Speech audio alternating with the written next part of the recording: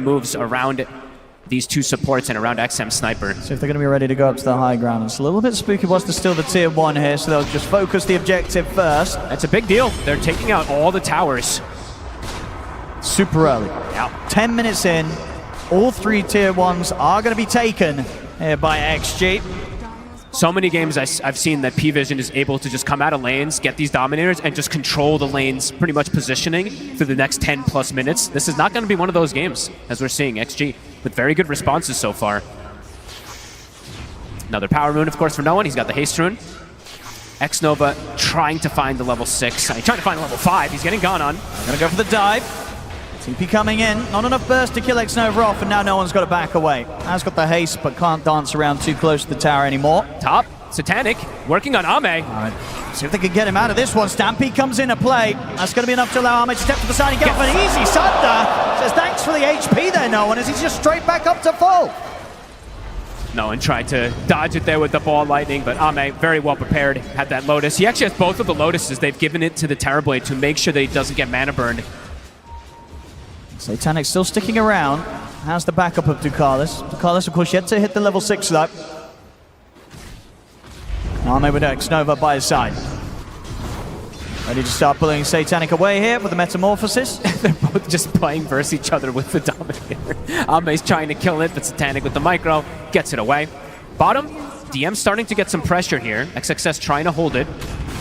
I should be able to do a pretty good job. Ooh, takes the board. The tower. They've got the kisses coming in, slowing DM down, allowing him to close in to get into the double edge of the stomp, but Ducalis is in with the save. DM, it's going to be fine for now. Great positioning. Good move there from Ducalis. Clever play from XXS, taking the board with the Dominator, trying to use that slow versus DM, but that is going to be kisses used and not netting a kill. This Oracle pick, we saw it the other day too, or yesterday, how strong it could be versus Snapfire. And potentially always just saving with that Fate's Edict alone.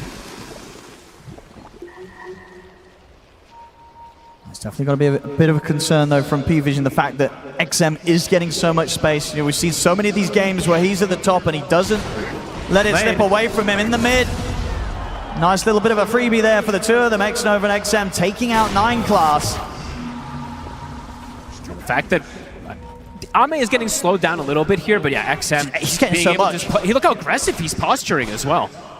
He's got the 2 supports behind him. As long as he knows where the storm is, in most situations he can survive. And he's not that squishy, right? That's what we've seen from XM time and time again. He builds a bit tanky because he's got this Dragon Lance, he's got all these small stat items. Yeah, it's not easy to go on him, no. Especially when he has the supports in position as he has done. I mean, you know, one of the reasons why XG are so good with the XM Sniper is just because how well as a team they know how to play around him. Yeah. Does feel like they always do have these like double saving supports in particular to protect some of these riskier picks. Level 6 has been hit, so Xnova does have that finished on the Bane. The grip is at the ready, but Oracle as well. Ducalis has the counter with the False Promise. And I should have pointed this out way sooner, so sorry about that. But 9 class, an interesting facet choice. I think most of the times we've seen the seed money be the choice. He sometimes passes off a bottle level 1. He's gone for Mixologist, so it's going to be interesting what he's going to be looking to do, either with the Berserk Potion or what it could be.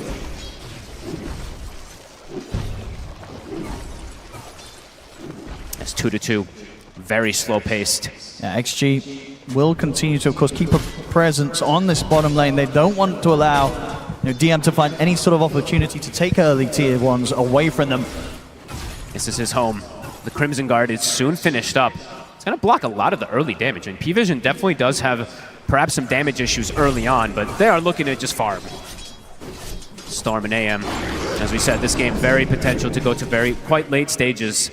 And they're all pretty much hitting their timings. They are. You know, from the lowest net worth core to the top, it's less than 1k gold between them. They'll get the jump with a cookie. The XM is here ready to offer up the damage. They get the Hoostone connection on towards no one. A heavy bit of burst damage, but plenty of mana still at the ready to get out. I'm just going to make the quick move up towards the top. I mean, Satanic and Ducalis are looking to maybe try and make something happen against Ame. Tough to go for it. Satanic has to be careful. So much damage here from the Metamorphosized Illusions. And Ame is just always holding a Healing Lotus, so he has the chance to be able to pop that Lotus and Sunder if anything does go wrong. And he's got backup. He does. We can see the movements from the rest of Xtreme, meaning that they have this presence of Xingqiu and Xnova very close by. and a Stampede at the ready to press. They're smoked up again. As you said, they have the Fiend's Grip ready, they have the Kisses. Ults are ready to go if they catch a target. DM doesn't expect this mid maybe, with the amount of focus that was being put on the top lane. Might feel a little too safe here. Kisses coming in. They've got the grip and the ready as well. No one wills it forward, be able to stop the grip and make sure the DM is able to walk away. Too tanky. He's got the helm finished up already, so a 2,000 HP Beastmaster, even with Kisses. Not able to get that finish up as no one comes in, gets a kill. Another Galvanized stack. Even though it's a very slow-paced game, he is up to 5. Ends up being, just a little bit too ambitious of a play there from XG. Really wanting to try to make some type of move to slow down the farm of this Beastmaster, but immediate answer. And that's 2 ultis used. Does Pvision want to take advantage of that, or are they just going to sit back and farm? It feels like it's just going to be a sit back and farm. I think as long as Satanic is sort of getting space, they'll be happy. And still on track to hit a very respectable timing here on the Battle Fury. Bottom, Pvision wanting to maybe slowly whittle down this tower, but I immediately saw XG. They're pinging it, so they do want to defend this, but it is low. Let's have a look. I mean, XXS doesn't have a TP at the moment, so he's just going to have to walk down here. Won't be able to get her in time, so finally DM is able to claim that bottom tier 1. And immediately I see the circle drawn, right, from Ducalis. He's like, we now have access to this bottom side of the map to potentially farm or pressure. See what they can do down here. 2 of them still hanging around, but I mean, as we've seen, it takes a lot to kill DM. It does. Even if they get that opening stun onto it. I mean, the 2 offlaners are going the exact same build, Owen. Well, besides not upgrading the Dominator to the Overlord on the Centaur, but going for that Crimson Guard afterwards, so gonna mitigate a ton of damage in this early game. Next Nova. Pvision ready to setting go up. And the rest of the boys down here. I mean, Ame's been up here for a long time. They really want to try and get him. See if they can. Concoction at the ready. It's good lockdown. Satanic ready to bring in the damage. Could he get anything off? He can! The Thunder's there! Just in time. Those final moments, able to get it out as the lockdown comes to an end. Gets the heal. He's been carrying it the whole time, that healing Lotus. The first time he gets the Sunder off because of it, the second time also. They're so close. They just needed that little bit more. I mean, was there any way they could have better kind of layered the stuns? I don't think so, right? They did it as best they could, but it wasn't enough to stop him from getting the save off. Oh, 30 HP, he gets it.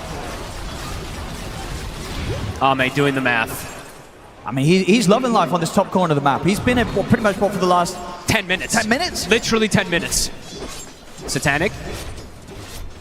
Now stepping up. Got to sleep. Got Ducalis behind him. Very difficult to punish this anti-mage. Does feel like both teams pretty content though. It's a both are farming. They're both very happy. Such a close start this time around. I think this is what you sort of wanted to see here between these 2 teams, rather than a very one-sided affair. Maybe more kills in particular for us, but that's okay. I'm sure they'll come. You know, the later stages of this game are going to be insane. I can already feel it.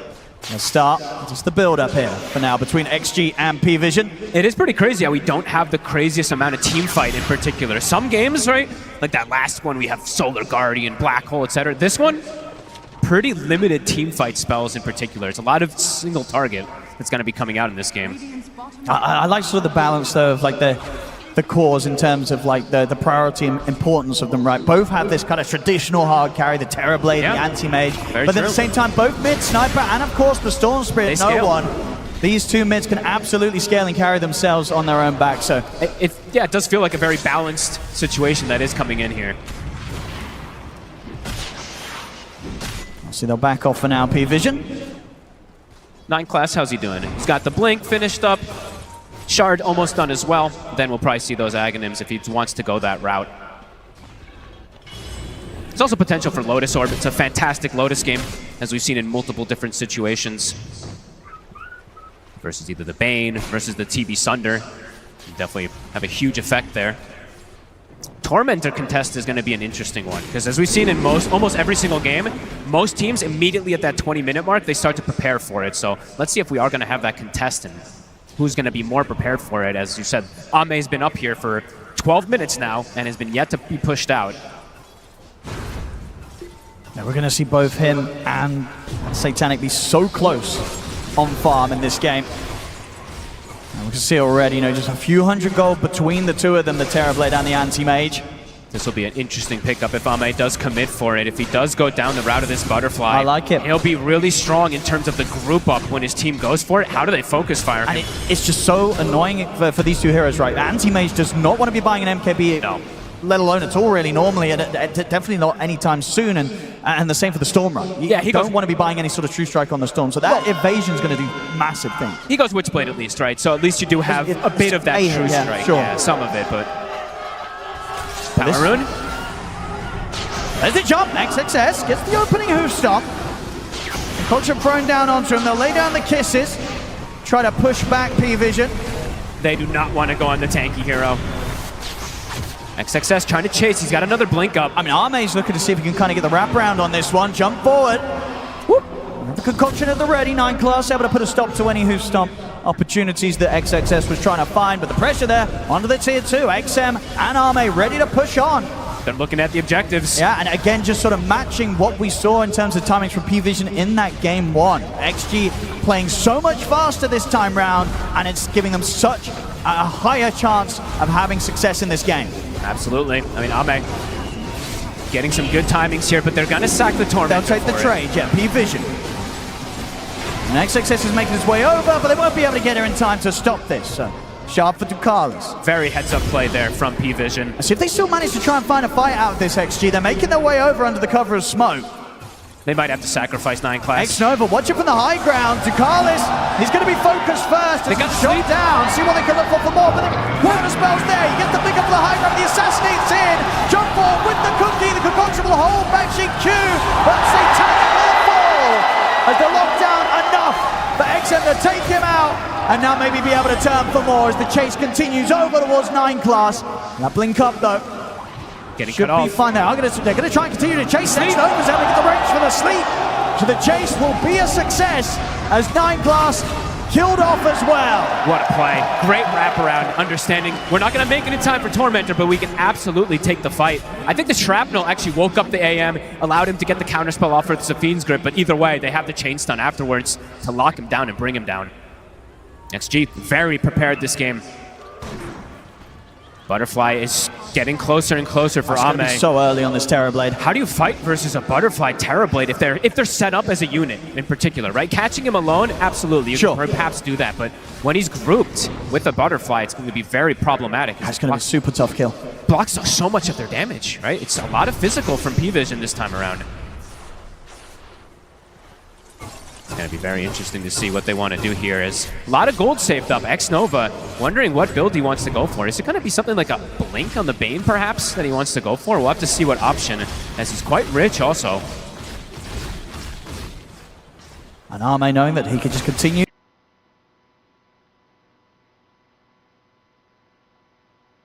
delivers his life up in this top corner. Nobody's able to do anything about him. It is pretty wild that he's been there for 14 plus minutes without being able to get pushed out. And Pvision just not being given any sort of opportunity to really approach any further tier 1s. You know, the tier 1 in the mid lane have also just barely taken any sort of damage from any sort of pressure. Pvision, they can't really push on outside of DM. They're going to try and bring the action in around the mid now as they get the jump in onto Xingqiu. We'll find him. Maybe can get some decent damage onto this tower here too with the Reign of Destiny, as we see no one just getting healed up. X-Nova and XXS ready to turn up though for the defense. Okay, the choice is going to be a Glimmer for X-Nova. He's going to be bringing it out soon. XXS, every time a tower push comes out, the Centaur gets parked in front of it. Pvision wanting to look to strike elsewhere. It's going to be difficult to find XM Sniper though. Typically a sort of step ahead of any sort of sweep of the map that enemies try for against him. It's very hard to find. And very defensive build that he's gone for, too. As we said, he likes to build a bit tankier on his sniper. Lincoln's is going to be the next choice to prevent either a roar or any of these single target abilities, as we see Pvision have. They still, of course, have a lot of gap closure. They do. 2 cores, they absolutely both having ways to jump straight on top of the sniper in these team fights. I mean, this game is, you know, it's low kill count, but it's as tense as ever. Both are getting exactly what they want out of the map here. And that Butterfly, it's finished. Let's see what XG wants to do and how they want to force. Are they going to perhaps wait for Roche to shift toward the top side before they look for a potential go on it, because they can bring that Roche down very quick. 9class is looking for a potential setup here. He's going to try. Satanic's in as well, but XX is in with the stop. Bottom was 9class, and they've got the Stampede as well. So 9class, he's got to run. The Metamorphosis comes out as 9class trying to set something up there with Satanic. Even if XXS wasn't there, I don't know, would these two have been able to deal with Arme at this point? This Terrablade's massive. Unlikely versus that Butterfly. The Yeah. build is working for XG right now, and XXS, he is everywhere. It feels like you look away for a second, and then boom, the Centaur is just there to protect. And there's that Lotus Orb finished up for him. I mean, they might as well see what happens when they push the high ground. They've hit the timing here with this Butterfly pickup. They've got a Crimson to slow things down. Now what? Able to clear out the wave. We'll slow down the push for now. These are heads-up moves. Nullifier for DM. Very early pickup that he's got this finished. Can't get rid of these Glimmers in particular, but as you said, Lotus, Lincolns, they've got ways to protect each other. And Roche, it is shifting now. It is on that top side. Just going for the straight-up damage as well, Arme. He's got the Chrysalis on the way out, going for that full Daedalus. I mean, if he gets that, these fights are going to be so difficult for Satanic, right? Even though he's very close in farm, it does feel like if he makes a blink in, and somehow, you know, some way they're able to keep the Terrablade's protected, and you're seeing the damage with the two of them. They're going to try and go on XXS. They've got the roll, but the kisses are coming in, and XXS, he's so tanky. They barely get him down to half HP. The grip's there, controlling Satanic. See if he can get up toward the end of it. No, who's done the cookie? But there's the save to Carlos. Comes in, bails Satanic out. But Pvision, they've got to run, because Arme's turned up to the fight. Ducalis cannot escape. Pvision, they do manage to eventually bring XXS down, but it takes so much. Look how much damage he absorbed. You can just look at the fight recap. That's pretty much all Centaur taking that damage from the entirety of Pvision. That's exactly what you want from your Centaur. And now they could just move into the Roche XG. They didn't get the core kills, but they got enough out of Pvision in terms of ultimates and attempts to fight that they can walk into the pit very freely and secure themselves this Aegis. I mean, Ame able to just walk in and join, do Roche even without meta. So they're going to have meta to potentially push toward high ground, Owen. Pvision, what's the approach going to be? It's going to be tough. I mean, we're seeing already that it's just so difficult for Satanic to blink in and get involved in the fights. Because if Arme and XM are not controlled, this anti-mage will get destroyed. Absolutely. They have way too much damage for him. And it's difficult for them to reach these backlines, even if they do have these, you know, these jumpers, as we've been saying, to get to it. XXS has just been the body that they need. Satanic is going to be going for his Butterfly of his own, so he is going to look to match that aggression that's coming from Ame, but Ame does have that advantage of net worth at the moment. And just overall damage output when he has the Metamorphosis ready. Oh yeah.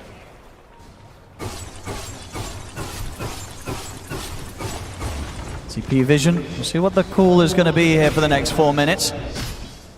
Probably just try to stall things out so they can't reach the base, right? Get your own push, cut the waves as much as possible. That Daedalus soon on the horizon. Yeah, we'll easily be able to have it picked up and still have a kind of 2+ minutes to play for. Satanic. Trying to go on XXS, but He'll burn all the mana. That is very annoying. But he does have the stick. He does always have Lotuses to be able to pump himself back up. Sweeping over towards Arme. But again, it feels like, how do you even go on this Terrorblade right now? You have to have all 5, right? You do. And he has to be out of position. If he's with the team, it feels like it's very difficult to kill him. I mean, stepping pretty far forward, but of course has this Aegis. He feels that relaxed right now. He's pretty far up. They're going to try and start something. See what they can do. Easy man to dodge there. Even as the Lincoln's just in case. XM is right behind him. That's the full Daedalus. So 28 minutes in, Butterfly Daedalus, level 20 Terrorblade. That sounds pretty terrifying. It does. Ame is posturing so aggressively this game. Grouped up, looking for the potential push. We see DM, he is doing the cutting. So he is sending the Ancient Ice Shaman on that far left side with his Boris as well to just slow things down. As the completed Miona for XM. Everything coming together. They do need to have the Butterfly done on Satanic, but it's still so difficult for him to fight back against these two. I feel like they're going to push. They're going to look for a Rax here with this Aegis. See what Pvision can do. Have they got what it takes at the moment to be able to defend against this level of push? It's just so much physical damage. It really is. Yeah, he spends a few seconds on the front and he gets half his HP taken away in an instant. Even with the Butterfly, they're going right through it. Crimson Guard again, but the towers are getting whittled down. No one will cut the wave, so that is the last creep wave. So they're gonna have to back up and reset. Yeah, very close to having the Shiva's Guard done as well, no one, so... They're looking to just continue, right? They need more time to be able to deal with this Terrorbladed Sniper. But is time really gonna benefit them that much with the way that XG's been able to play so far? DM. Yeah, they'll be able to deal with this hit. Bringing XM over as well. Kill it! Oh, yep. XM, he'll have it. Yes! Smoke up, Pvision, they're getting outside. They're going to get the jump on Arme. Arme, he's going to be gone the once. Can they do it again? They've got a roar. Backup's on the way for Arme. They can get the opening stampedes there. Lincoln's ready to keep it protected. He's able to walk it off. Far too difficult for them to get the setup. XM just covering him every time with the Lincolns. Too hard for DM to get the roar, even with the nullifier to break. Here comes the push again. 30 seconds on meta. No Aegis. And we'll see if XG still feels strong without it. Feels like they do.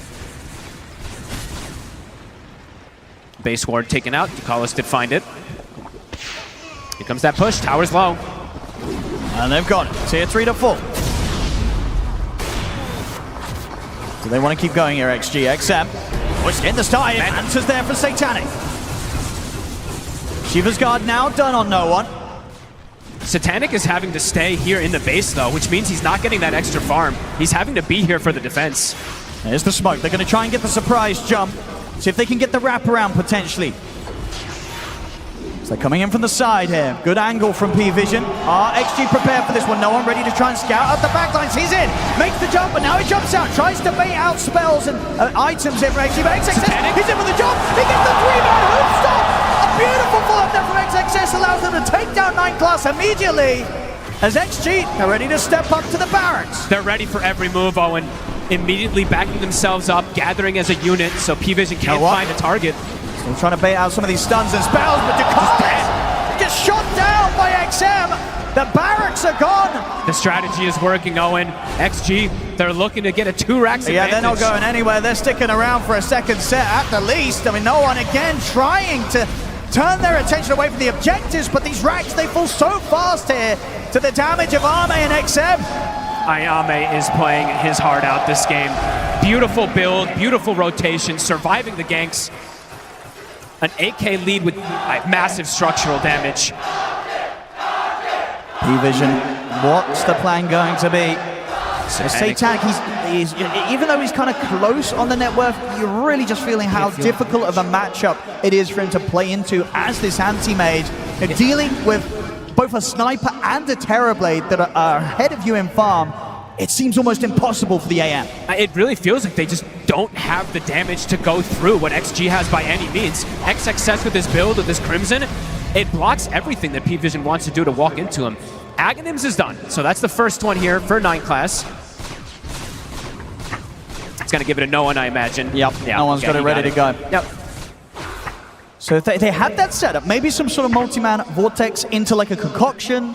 They're gonna need a big multi-hero stun in order to have a chance in that next push, because it's gonna come very soon. The auras are all there. Yep. Aghanim's now also finished up for XXS, so another save. So many saves. Yep. So many ways to keep XM or Arme safe if they get jumped. And this might be one of the better cart games, too. You have 2 of the best heroes, it feels like, to utilize in their range. They can actually just wallop heroes from a distance.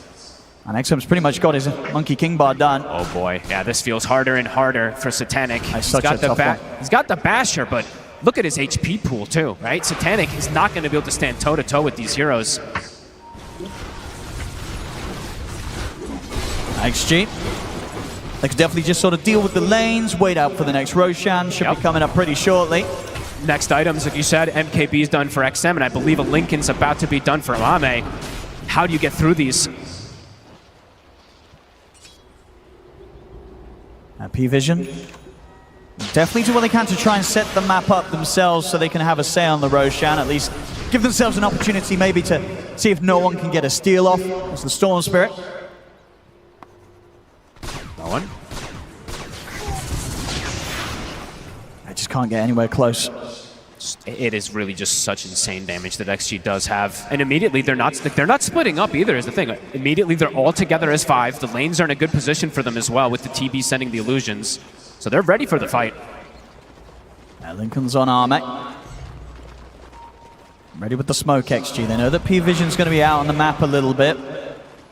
Roche, how long is it going to be? It's a quick spawn. I mean, they're showing here on the top lane. XXS, he's having a two-man off the dust, off the room with the sun, please, DM is gone! No one has to zip away! Carlos will turn up here ready to help out, but they have to continue to back off. Tier 2 is not a safe space right now. DM spent his gold. He bought the Vlad, so he's dead for 60 seconds. And pushing forward at the timing with the wisdom coming up, so another one of those to be taken by Xtreme.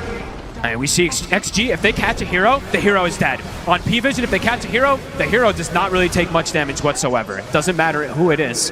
They're ready to try and tickle at the base again. They don't even need the Aegis, they put that strong. Satanic is looking for an angle at the back lines, but XXS is fine. Let me with the jump on the two of them. Perfectly ready, Satanic will make the jump over over the car. XXS with the save. Satanic shot down by XM. It is over. GG is called. Xtreme, they may have had a rough game 1, but this game 2, Fox, they're looking better than ever. They push us to a game 3 here in the lower bracket. That was a very strategical approach to this game. Honestly, this move from Ame, dictating the pace of the game pretty early. 7 minutes, rotating top, taking the tower, stayed there for what? It felt like what? 14 minutes that he's farming in that top lane. XXS defending every single tower. Pvision, it felt like they were like, okay, yes, we're getting what we want out of the map, but XG was just getting so much more, pressuring, controlling, containing, and just honestly crushing this game completely. Yeah, just an excellent adaptation coming into this game 2 after what happened in game 1. Right? Yeah. Taking all 3 tier 1s, 10 minutes in, securing this top part of the map where Ame just lived his best life. And for like nearly 15 minutes plus as a Terrorblade. And I love that he built this aggressive, right? He doesn't go for this butterfly BKB, Scotty, nothing. He just goes for the butterfly, looks to close the game out as fast as possible. Well, what a game. What a performance there from Xtreme. Cannot wait to see what happens as we are indeed, ladies and gentlemen, getting a game 3 coming up as the series now stands 1-1 between Xtreme and Pvision. The fact that we're getting a game 3 demonstrates just how close this top 3 is. At any point, we could be seeing Pvision in that grand finals. But for right now, Xtreme Gaming, they're making that comeback. They're saying, we want this, we're hungry for it. And comfort picks just for everyone. Amazing. And significantly better laning phase as well, I'd say, for this game. Yeah, that's exactly what I was going to say, is I love that no matter who makes it into the grand finals, you know that it is so close. All 3 of these teams can beat each other. This was not close. Like, in a way, I feel like it was close in terms of net worth, but it wasn't really close in terms of the pacing of the game. The momentum. Since the laning stage, Xtreme, they had it figured out. They picked late game heroes like Sniper, Terrorblade, but they didn't play for the late game. They were very active in the early game. I mean, they totally abused the fact that the anti-mage needed a long time, or he could not enter the fight at all because of this Terrorblade play. Like, the reflection just made it so that he has to be so careful, and every time he comes to a fight, he couldn't really do anything. I think it was pretty similar to what happened in game number 1, like this carry-to-carry matchup where you are staying an item ahead, maybe even an item and a half in this one. It is very difficult for Satanic to play the game. He doesn't have a clear target that he can jump because of all the save with the Nightmare that's going to ruin him. Then you have Snapfire as well, you have Stampede, you have all these defensive items, you have Crimson Guard on the Centaur. Very, very difficult fights in terms of how they want to play it out, because they have protection for their Sniper who's peeping from the distance, and you also do have this ability to stay ahead in terms of itemization. You see that he's going for the butterfly, and then you have 2 cores that kind of like to build into the butterfly. Like, at one point, Sniper, he didn't have Serrated Shift, he's building into Mjolnir naturally, plus he builds into MKB, so that butterfly is not really doing that much. I mean, it's not just the build, right? I felt like the TB also kind of enabled XXS on the Centaur to get a decent game, and he was able to do a lot in the fight. We saw a lot of multi-hero storms, the card eventually, like, he wasn't enabled in the first game, and this game I felt like it was night and day. Yeah, he was just there to provide his team with anything they needed. That card at the end was always such a pleasure to see picked up in a game, but just so much fun. The flip side, though, for Pvision, 9 class not really having that impact on an ALK. We've seen previously. We're like, yes, it was winning, but was he winning the game with it? And I think this has kind of answered our question about it now. Yeah, this was very rough for Pvision. Perhaps it's the combination of the Anti-Mage and the Alchemist that is the main issue, but really, Xtreme, they understood the assignment. They saw that there was this greedy duo coming out of Pvision, and they understood that even though they have Sniper and Terrorblade, they needed to push. They needed to be active. They needed to win the lanes, and they did. Yeah, they really did. Xtreme Gaming, it's hard to pick a standout player from that, right? You look at the end, everyone had a phenomenal performance. Arme on the Terrorblade night and day compared to game one. Yeah, he was so aggressive. Like the way he moved across the map, these like understanding that anti-mage, he can't really do much. He's gonna get his mana burn. He wants to pressure him out. He moves to the top lane. You have Centaur with the Dominator creep as well, so that's gonna be extra bit of a damage. This is something that anti-mage historically didn't like to play into, getting himself kicked out of the lane, and then he needs to go to jungle. This is a hero that doesn't have any good like ways of farming. Now with the Helm of the Dominator, it does help him a little bit, but it's still not good enough because they are having so much. The map is getting much smaller, and this time around, they didn't have the playmaker. Sure, you have this position for Alchemist, who's trying to get the Aghanim Scepter playing in the outer ring, trying to get the extra bit of a farm. It came in very late, that Aghanim Scepter that he did give the Storm Spirit. You couldn't really feel the influence of it. Yeah, it was at the timing where they had a Centaur cart to save whoever gets caught. And this is why I think that the MVP could have gone to any of Xtreme's cores, because Ame pressured the early game, XXS hit the multi-hero stomps. We have to mention XM Sniper. I feel like this has been a tournament of elephants in the room, and this is the one for me when it comes to this team. They do not lose with Cardell Sharpeye. They are the best sniper team on the planet, and I expect to see a ban in the next game.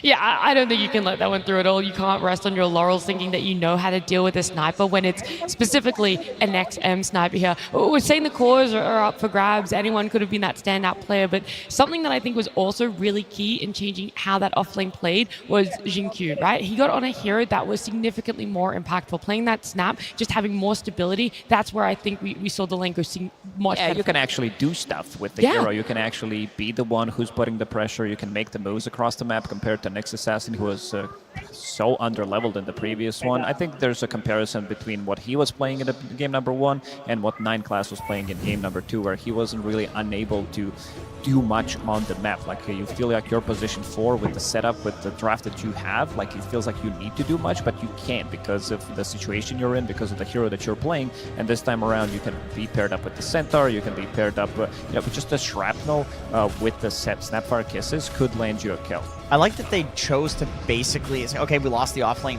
really badly in the previous game. Well, let's just dodge it entirely. We will run the Centaur on the offlane, we will cut creeps, we will bring it to camps, get Giga farmed, he gets an early Helm of Dominator, and this is where we see the rotation from Ame. On level 6 on Terrorblade, he was farming just fine in his lane, by the way. Look at his denies, 18 denies. But he realized that he's got to be the one to push towers, he's got to be the one to pressure. If they combine the Centaur power spike here with Ame's Metamorphosis, they can easily take the tower and close down the map on a team that absolutely needs the map to farm. I mean, it's also the fact that the Beastmaster just got level 6, so he realizes if he stays in the lane, one row and either the Storm or +1, he could die, you know. So that move itself solves another problem. So it literally gave their opponents nowhere to maneuver around the map. Yeah, and it ties into what you guys were saying. Kick that anti-mage out of that top lane as early as you can. Force him to be a little bit uncomfortable. And then we see that TB wanted to stay up there, Arme wanted to stay there. They try and make a move onto him, but it was not successful. And the fact that he had the presence of mind to always keep a Lotus because he knows that the AM is going to try to kill him, so he could run out of mana, so he couldn't cast his Sunder. And every time he got ganked, this is one of those that he managed to turn around, but he had a Lotus every single time to survive. Because it gives you like exactly enough mana to press the Sunder, and that's all he needs. And you're also getting less damage from Mana Void. Yeah. We see it progress a little bit further, and we're wondering how late game is this going to go? Where are we going to see the carries end up for themselves? But a specific item that was picked up by Arme, Lacoste, you're like, this is it. This is where we're just going to start seeing the game kind of close out and go in the favor Xtreme game. Yeah, this is way too early. This is 24 minutes we're talking about, where he has Falcon Blade, he has Manta Style, and does go for a very aggressive item, understanding that he can just build that item. It gives him damage, it gives him survivability against Anti-Mage, because Anti-Mage is not a hero that's going to be built into MKB by any time soon. This might be his 6th item, but we're talking about, 45-minute game potentially. And what happens after they get a pick off, they try to go on the enemy tier 3 tower as soon as they got that butterfly. Then they decide to take another fight, understanding that their timing right now is super strong. They can take the fight, and TB, he doesn't need to be caring too much about it. He's going to be joining the fight slightly later, and you can see that Ducalis is holding that for a really long time, that ulti, but as soon as Ame joins, this fight is pretty much over. He was missing. Pvision thought maybe they could take a fight, but he comes in and they clean up and they take Roche after that. So there's a lot of, like, the whole sequence of the events that does happen where they just cannot punch back. I mean, it's not just the anti-mage right with the butterfly. I feel like you're also making it very difficult for Storm. Storm actually does a lot of right clicks in the team fight, and if he's missing, it means that he's losing a lot of his damage potential in the team fights. That's why the butterfly timing was so strong. Before we continue talking about this game, there is one more person I want to listen from, and that's Purge. Thanks, Nat. Yeah, this is the probably 4th time that we've seen Alchemist support so far from Pvision in this tournament. We saw that a bunch in the Road to the International, and it looked pretty subpar. And I have to say, this is probably the best early game that 9 Class had out of all of those games. So I was more impressed with this play in this game. And that's because he did some pretty decent trading. He got this first blood on X Nova.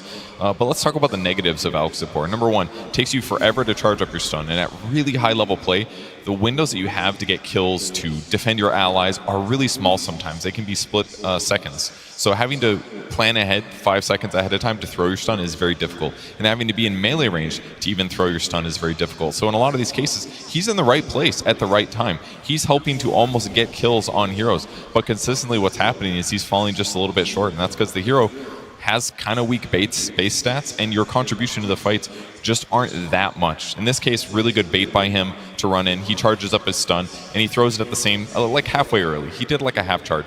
But this is like his contribution. It's acid spray, and it's like 150 physical damage. And that doesn't get better as the game goes on because people get more and more armor naturally. So his contribution in these circumstances isn't that great. And even with his ultimate, which gives him a lot of regen, the problem is he doesn't have any items to make his survivability higher. So any regen you buy or get from his ultimate is just not that good. So it's difficult for him to utilize his benefits. It's pretty easy for his opponents to kill him. He doesn't actually farm that fast because he doesn't actually get a chance to buy items that help him farm faster. So he doesn't really get to benefit from his innate.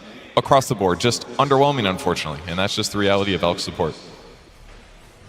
Thank you, Purge. We've seen it win before. This time around, it was not successful for Pvision. And yeah, as we saw later in the game, just nothing really on the table to offer. And I think that's also one of the biggest differences. Coming into this series, we said Pvision, it's going to be a big focus. What supports can they get for themselves? And it's not just 9 Class, but Ducalis as well. I thought the Oracle would have offered something in way of team fight. I thought there would have been the ability to delay the team fights, give them a little bit of something extra in the tank. But with that 2 support duo, there really actually wasn't anything on offer. I think it's all of the other heroes paired with Alchemist. Like, don't you feel it's also what the supports are buying? You want to give him supports that buy Helm. Like, don't you feel like that's when they are most comfortable? I'm not a disbeliever in the Alch support. I was personally watching all of his replays during the Road to International because I love to absolutely grief my pubs. So I was like, oh, maybe I can do this. And I watched, and I can tell you, it's not something that you could do in pubs, and it's something you have to be very careful doing in competitive. What I watched was there was always some core that was sacrificing farm to 9 Class at a different point in the game. One point it would be Satanic, one point it would be no one, and it would rotate. You need all of your cores to be doing well and be able to pressure in order to do that. And I think with like an anti-mage, that's not likely. Like, unless the anti-mage is somehow winning the lane so handedly he can create pressure. But you need pressure from all of your cores. So it seems like you have like a jungling hero, but he's way more greedier than like some Veno jungler. At least the Veno comes out of the jungle. It's very similar to the Veno jungle, I would say. It's that level of greed. I also think Venom might have, although this conversation isn't really about him, but ways to jungle a little bit better to kill those camps a bit more efficiently. Yeah, he comes online much faster as well if we're talking about the jungle Venom that meta, because you come with the Orchid, you come with Spirit Vessel, you come with mech, like drums, whatever. But Alchemist, he's just buying components. Like, you're not actually getting the value out of the items that you're buying. It's just you're getting some stats, but other than that, it's really not great. But also to point out that Oracle, like, he did a very good job because they played around the runes every single time they brought the numbers. But Xtreme Gaming, you could see them move around and bringing in numbers, even though you have a sniper on your team who doesn't use the runes, but they are bringing 3-4 heroes with every single rune just to make sure that Storm's not getting it. Yeah, that's another big impact, is how can you dissuade the usage of something that's so important to a hero, such as their innate. And I do think that if any team is going to be able to bounce back in this one, obviously we've already seen Xtreme Gaming do it, but Astini, he's very good at that with Pvision, right? He's a coach that we've always had such high energy from, but I also would love to see what he thought about this draft, how he's going to approach it again when they get back into those booths for Game 3. I'm going to just say it. I feel like, historically speaking, Storm Anti-Mage has not worked. This is something that TI after TI, at the very least at Majors, we have seen. And a lot of the time, you have coaches coming into interviews after and saying, oh yeah, we picked Storm Anti-Mage. Like, the timing just doesn't work. Well, the timing is perfect for these players to return back to the stage. Get back into it, because our lower bracket is down to a game number 3. It is all on this game as to if you make it to the grand finals of TI 2025 or if your journey ends here. There's a lot on the lines for how they've spent the last few minutes discussing how they want to come into this. A fresh slate is what both teams are really going to need, and you're going to take your lessons from it on both sides, from a Game 1 and a Game 2 perspective.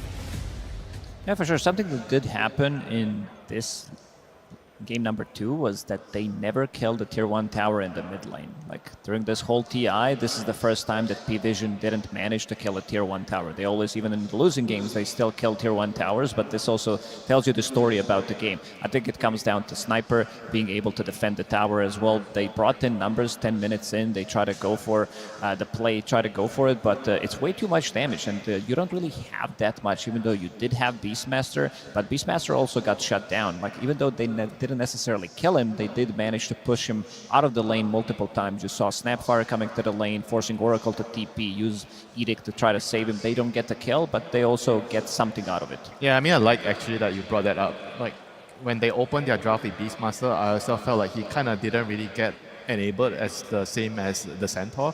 And Beastmaster is also, like, as nature, a very greedy hero. You want your carry gating over to you. So when you have not just the Storm anti-mage problem, but you have the anti-mage with the Beastmaster, which doesn't really offer a lot of synergy. Because Beastmaster, I think, in most cases, you want heroes that can abuse the fact that you can stick together early, take towers, you know, with the auras. Like heroes like Gyro, for example, Luna, for example, you know, that can come online earlier. With the anti-mage, it kind of feels like maybe you don't really have a lot of like overlapping timings in the early game, so you don't interact with each other a lot or at all, you know, in the early game. So that could have been the main problem why the early game was so difficult for the Elk and Oracle to be useful. You know, maybe the idea is that with a Helm Dom, Anti-Mage can maybe function like that, even though it's not traditionally a hero that can rotate to something like a Beastmaster.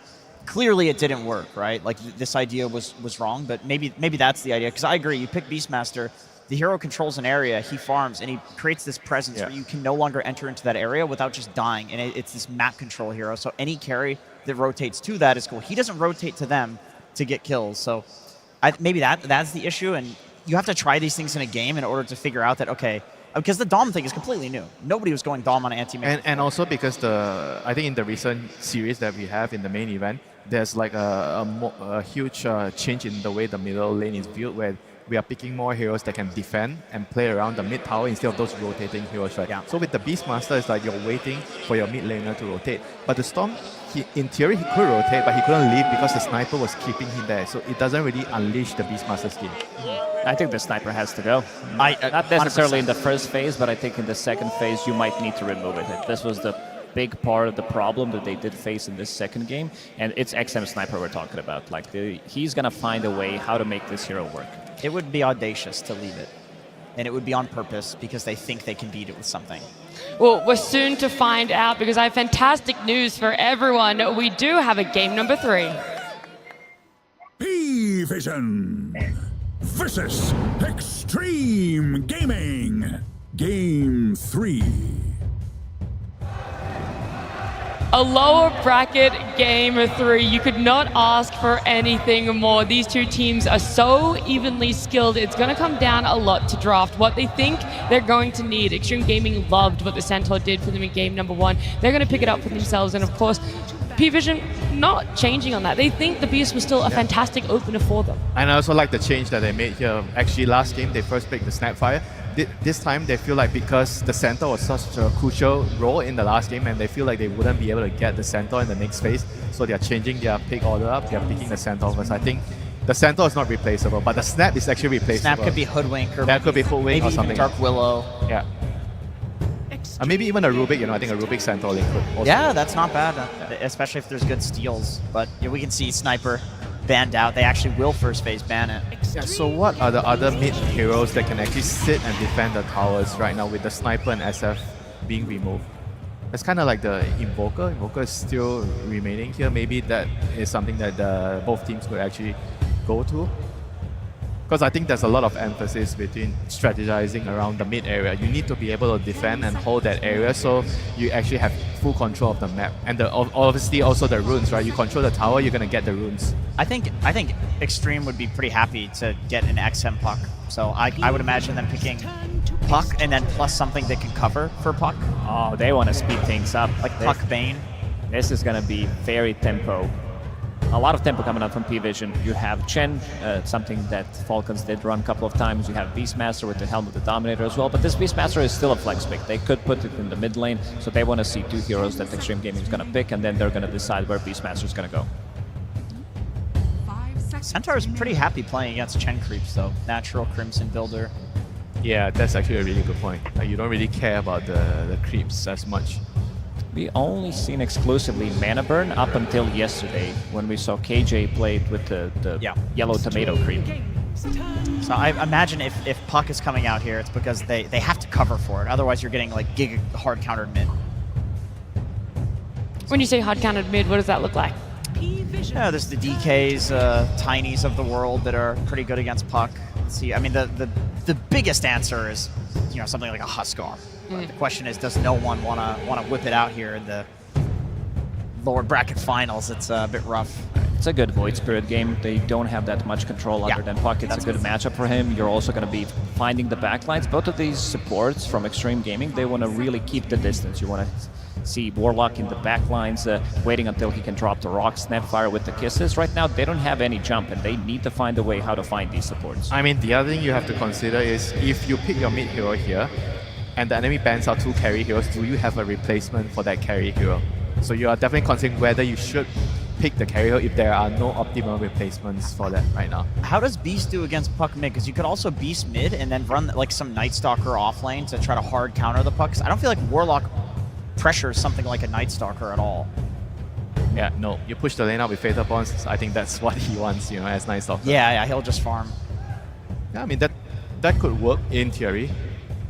But I think their concern right now here is less of the mid matchup. It's more about the carry. Can they actually get, because both teams are going to last pick their carries, right? So what if they pick one hero and they ban two and you don't have the option? So what are you looking for? Something like Ursa, something along those lines. Temporal Assassin to be able to with the deal silence on the damage. chart. Yeah, that's very good against pretty much all and three. Also the lane matchup against the Centaur. This is an extremely good lane matchup. Centaur struggles in this lane, and usually you have to buy a couple of rings to be able to stay in the lane. But even then, the lane is still very difficult. Yeah, I think you just don't lane. I think Xtreme's actually okay with this. Like, they're going to do what they did last game, which is literally cut the wave and drag to camps. And so now my question is, what can XG pick on last pick that will like completely hard counter a TA so Ame could rotate through the portal with a free farm Centaur who's cutting wave and take the tower? It's a good PL game, huh? Again? I was thinking PL. I mean, Gyrocopter is also... Gyro is fine. Gyro is nice. And you have the standard Gyro plus Warlock lane, which is very, very good. I mean, anything that can gate, gank, and pressure the TA would be the most optimal right now. They've already taken out the TB. The TB is also a really good carry-to-carry matchup against the TA. And I feel like it seems like Xtreme Gaming also really favors the carry-to-carry matchup. They want to have a matchup where Ame is very, very comfortable, and you've already heard it from the interview. Ame is going to carry us, They are putting all their eggs in the Ame basket. Oh, I wouldn't mind seeing something like a Troll as well. I think you're going to be laning against the Beastmaster. They don't have explosive damage to kill you immediately.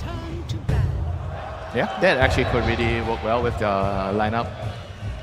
Troll, Warlock lane, and you have the Troll with the Centaur and the card later, which works really well.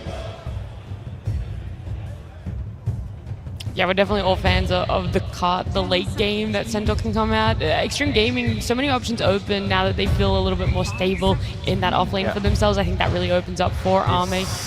It's not an easy decision here for Pvision because they have to decide what are the heroes that they need to ban. And on top of that, because they couldn't ban everything, so they have to pick something that is going to be able to cover for the third best hero as well, you know. And they also have to make sure that the hero works with their lineup. So a lot to consider here in this 23rd pick here for Pvision. Yeah, I mean, they have a ban before that as well, and so you have to hedge your bets. Where exactly does Xtreme Gaming want to go? Where are they thinking some of their strengths could be? It's the so one of the first heroes you guys mentioned would be great for Xtreme Gaming, and their last pick, Bristleback. Off lane Bristleback, most likely with the hood wing. Yeah, that's interesting. I mean, that does limit the carries that XG can pick.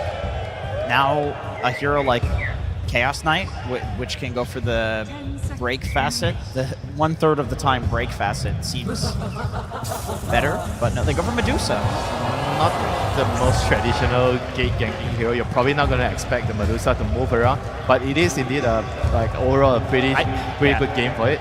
This is not the lane that you want to be playing. Medusa plus Warlock, you're not getting the but at the same out of the time, lane, but they want to Medusa have will overall lane well 24 pick. into the beast, you know. Like the beast doesn't like to play into the Medusa's lane. I mean, I do feel like you can't use the. I mean, what about Bristle though? Because Bristle's just giving Medusa free stick charges, right? Yes. So either way, yeah, very good lane for Medusa. I think maybe that's the idea. Okay, so even if the Medusa can't rotate out, help those other lanes, is there a lot that can be put into her lane? Do we feel that this is something that is going to ramp up for Xtreme Gaming? We'll see them succeed? They have other 3-4 heroes that can actually play Dota. I don't think it's going to be as slow because you do have Snapfire, you have Centaur one more time, and you also have XM on his signature puck. So he's going to be having a time where he can dictate the tempo, go around the map and try to make stuff happen. And some final thoughts very quickly from you, Jenkins and Winter as well. Our game number 3. I think it's an excellent draft for Xtreme. It's a little slow, but I think with the signatures they have, they're fine with it being a little slow. I mean, I think it's a little too slow for my liking, so I'm going to go with Pvision side. Okay, well that is lucky because we do have Astini, the coach of Pvision, standing on stage for some final words before game 3. Absolutely. Here once more with Astini from Pvision. So good to see you yet again. Sir, high stress moment here, I know, so we will get you to your team as soon as we can, but you win this, it's grand final time. Big moment for you. Any words that you shared with the team before going into this game? Let's just pick a chain so we don't need to smoke because they shout when we smoke and enemy knows. So let's just run it then without pressing smokes. All right. Our fans also shout when they smoke then. Okay, well, fair enough for you, sir. All right, fantastic. Well, as we get into the game here, we've seen some pretty interesting picks, especially those last picks. I know you were probably hoping for another PO last pick from them. Unfortunately, it didn't pan out. But the carry seemed to be extremely important in this series. Would you say that the carry is the most important role that you've seen so far when facing this team? Everyone is important. It's a team game. If you think like this, you're going to lose. Fantastic. And last question, of course, those surprise last picks. We do see the Dusa. No chance to pick the Animage on this one against it. How do you think you're going to be faring against this Dusa? We pre-picked to it because Chen has mana burn creep, so we were expecting, it's expected. Okay, all right. You almost gave me away some there. You never tell me anything. It was for the mana burn creep. They got it. Write that one down, pubbers. All right, my man. I'm going to give you the mic on this one. Last time, potentially, that you could be holding the mic on this stage. Probably not, though. So please, have your moment. Say something to the fans and have your word. Please, I'm giving it to you. This is full trust. Go for it. It's a pleasure to be here, to hear the fans cheering. No matter for us, for Xtreme, it's amazing to be here. The atmosphere, it's fucking TI, boys. It's amazing. Thank you, everyone that is part of this community. Thanks, let's go. Bora caralho. And I'm sure we'll be seeing this man in the grand finals. Thank you so much for everything that you guys have brought so far, and we'll continue to bring as we go. That's my boy! It's game 3. There we go. I mean, Astini, absolutely correct there. The atmosphere has been phenomenal this year here in Hamburg. Thanks to you guys all here in the Barclays Arena. And let's get into the action. It's game 3 time, Fog. Xtreme versus Pvision. We're going to find out who's going to make it up to the grand finals later today to face Team Falcons. What do you make of the drafts? 'Cause first thing I see XG getting that super strong duo straight through out of the gate. Yep. The Snapfire and that Centaur combo. Let's see if there is going to be that answer. Let's see whose strategy comes in superior this time around, because this Medusa last pick, there's a lot of big benefits that it does have this game. They mentioned it on the panel about how versus that Bristle, right, he'll be able to just get those stick charges, constantly have mana in the lane. But my big thing that I want to point out is it's Medusa playing versus a minus armor strategy. And Medusa loves that because of the way the interaction works with the mana shield, since you don't have to worry as much. I mean, and how much of a strength do you think that is, as Astini sort of talks about having the Chen, having this, sort of potential ways to have something that might cause issues for the Medusa? Not sure. Honestly, I feel like the Deuce is going to be pretty okay unless somehow just gets completely surrounded from some types of summons with the Beastmaster rotation too, because Bristle just feeds you sticks. You're always going to have stick charges. Yes, Warlock's heal isn't going to be as effective, but you definitely can do quite a bit down here in terms of protecting Ame. We'll see how much that mana burn is effective, though, since they killed it immediately. Dies almost at an instant.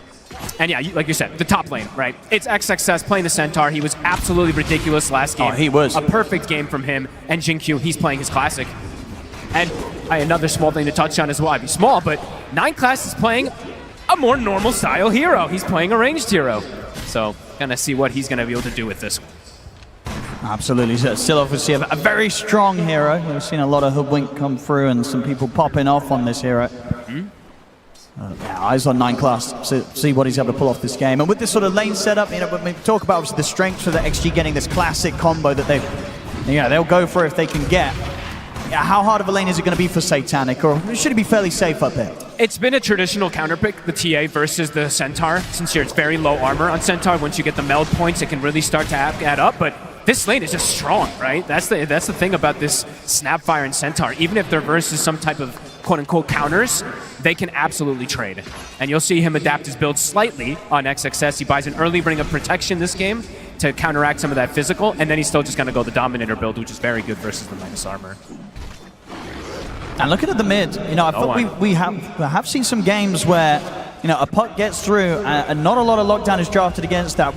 Is this one of those as well where you're kind of like, this puck could be a bit slippery, or do you see Pvision having those opportunities to trip XM up in the mid game? Could absolutely be slippery, but I think, like Astini was saying, their draft this time around is more about just like grouping up and pushing rather than catching the puck in particular, but they will have tools anyway, right? The TA traps is probably going to be the best tools that silence to be able to lock down the puck once that shard does come out from the TA. But I think it's more about them they're looking to group up and barrel down those lanes very early on Pvision and set that tempo this time around. I mean, Ame's mana is getting burned. So far, Ducalis is being pretty effective with those, but he does have mangoes to work with, so he is still getting his own out of the lane. Yeah, not quite able to sort of stop Ame from getting the CS down here, getting pretty much the same as Satanic's finding on that top lane as the Templar Assassin. And XXS, he's got the helm finished up, so it does feel like he's going to be pretty free up here in terms of getting the last hits versus the Hoodwink and the TA. Yeah, at the moment, pretty much that mid lane where we're seeing the biggest difference right now. Of course, some of those denies being the boars of no one, but even outside of that, very much having the advantage against XM's puck on these first few waves mid. Yeah, a bit more than half a level advantage at the moment for no one. Having a fantastic start to it. And checking the runes constantly, right? That's going to be the hard thing for the puck to get the fill up when you're playing versus Beastmaster. Sends a board to one side, can go check the rune at the other one. He'll deny the top rune. And even Ducalis was actually making the move over to protect the rune as well, as we saw there with the Chen. Since his only real job is just to send this creep to mana burn the Medusa to make sure the DM can have a nice and solid lane. Yeah, for sure. Well, because for the most part, DM, he's not going to die against these two heroes, right? So another one of these offlaner heroes that's very, very safe to sort of be left on its own. Most times versus the Warlock, right, it's not really ever a hero that likes to get, or wants, or can get kills inside the laning phase. It's very unlikely in these terms of play. And of course, even on the top lane, honestly, I mean, there's sort of freedom for, as we've seen already, 9class to head away, get some stacks going, because Satanic, as the TA, with the refraction, potential. You're not really going to kill this TA unless you're bringing in a +1 or making some sort of move through the twin gate. Yeah, unless he makes a big mistake and steps up too far forward, but Satanic rarely does that, and Hoodwink is a very effective double stacker. Yeah, we're seeing it here. A lot of stacks already being built up just 5 minutes in. Xingqiu is doing similar, as we do see. It's not the same, you know, he doesn't have 3 stacks on each, but the double stacks are prepared, and now the lanes start to be broken. 5 minutes in, Xingqiu looking to put a bit more pressure onto no one. And who would you imagine these stacks are going to be for? Is it for the TA, the Beast, or the Bristle? Which ones? The ones in the Pvision stacks in the safe lane, in their own jungle. Satanic. Just They're usually just about enabling Satanic, yeah.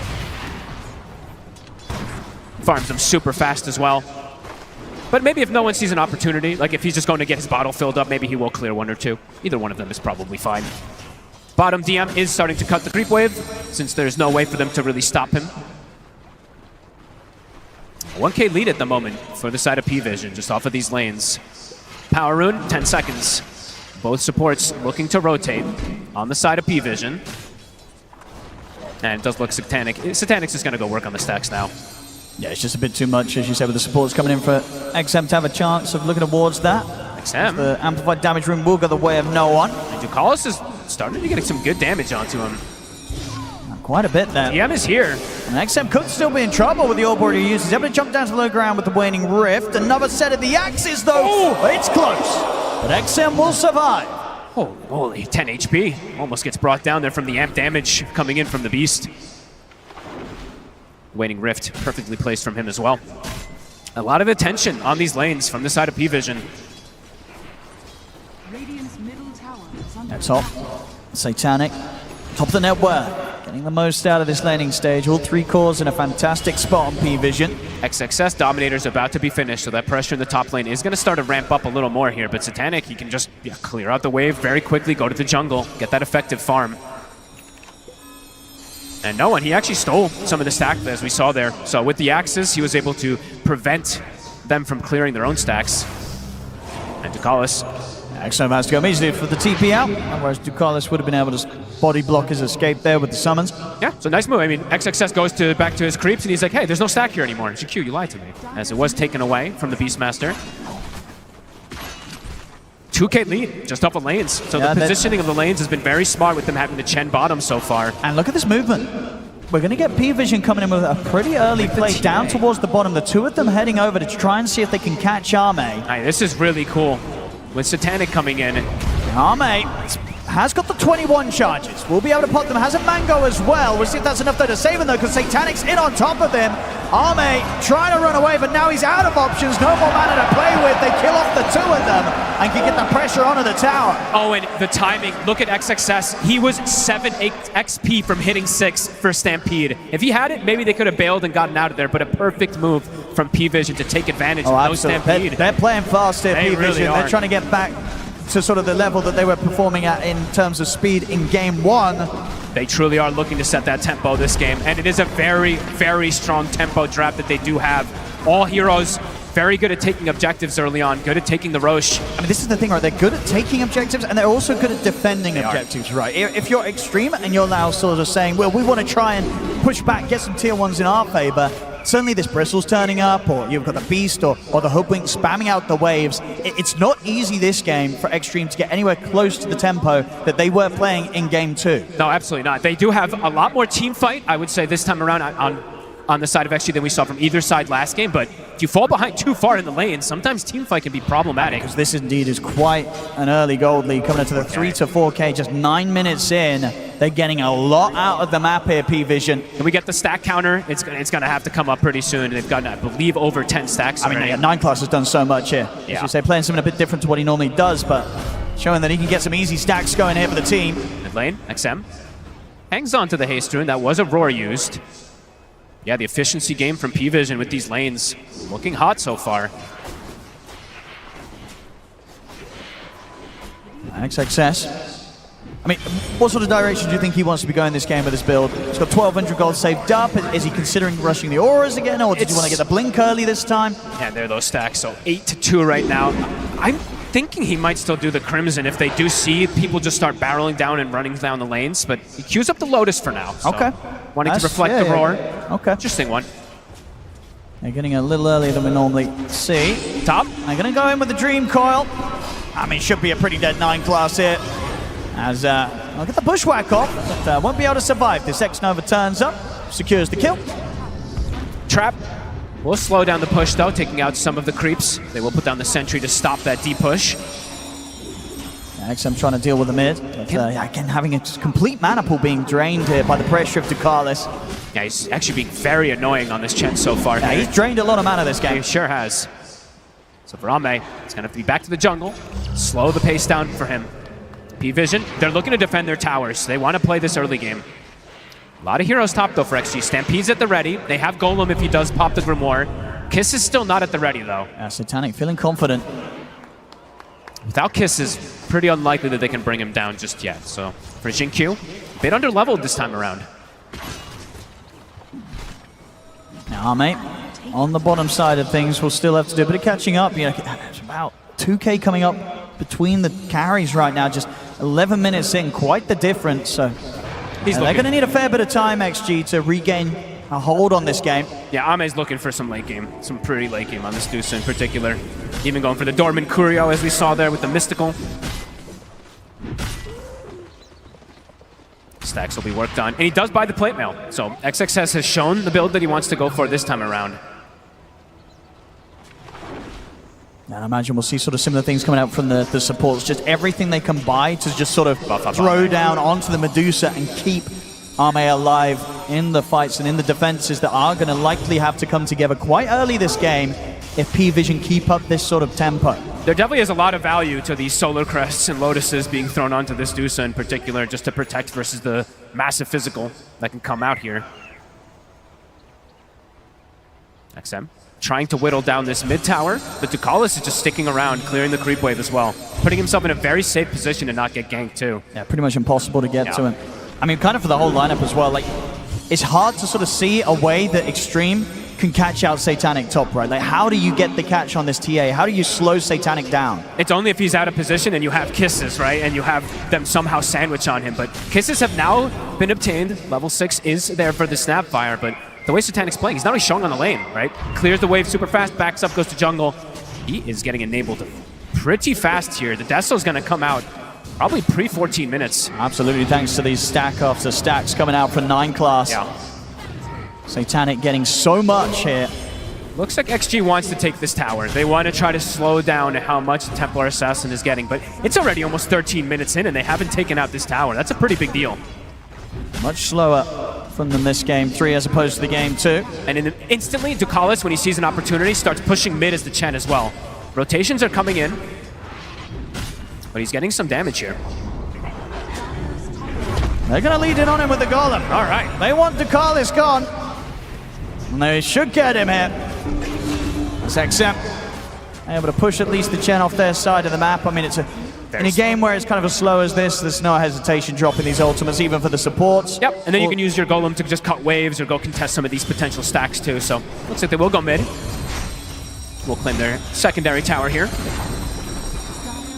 Yeah, well, at least sort of relieve some of the potential pressure that Pvision might have looked to continue onto that mid-tier 1 tower.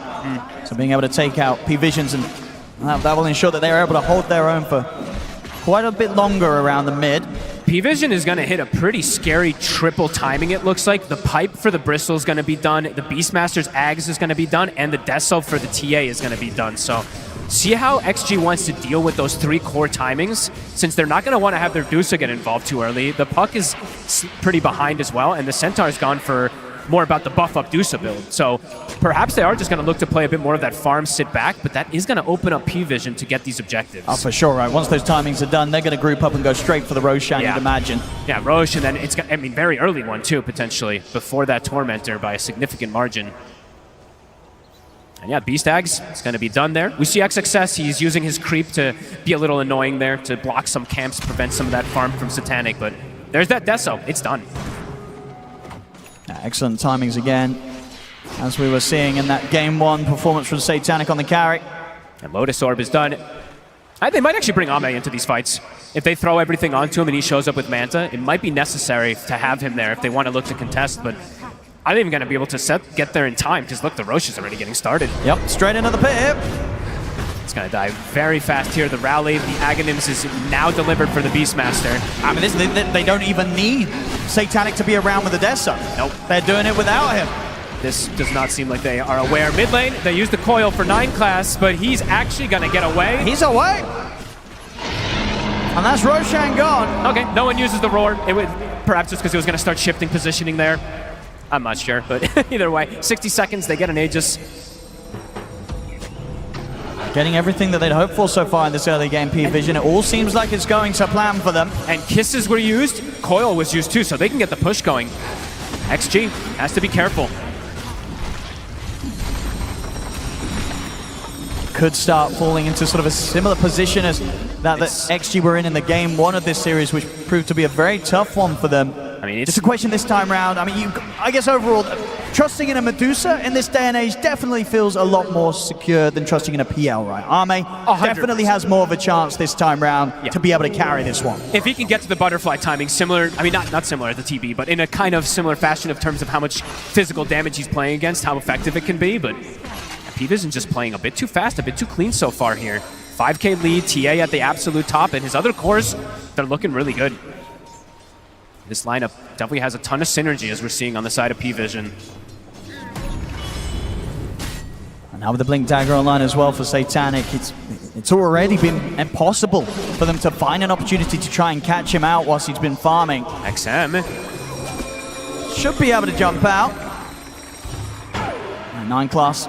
Not able to get the connection there. XM calls the bluff, continues, but there's a blink to chase him. See how much he wants to continue to try and run him down. 9 class is going to have to bushwhack back up in a second if he could close in. They'll hit the scan. They know whereabouts XM is.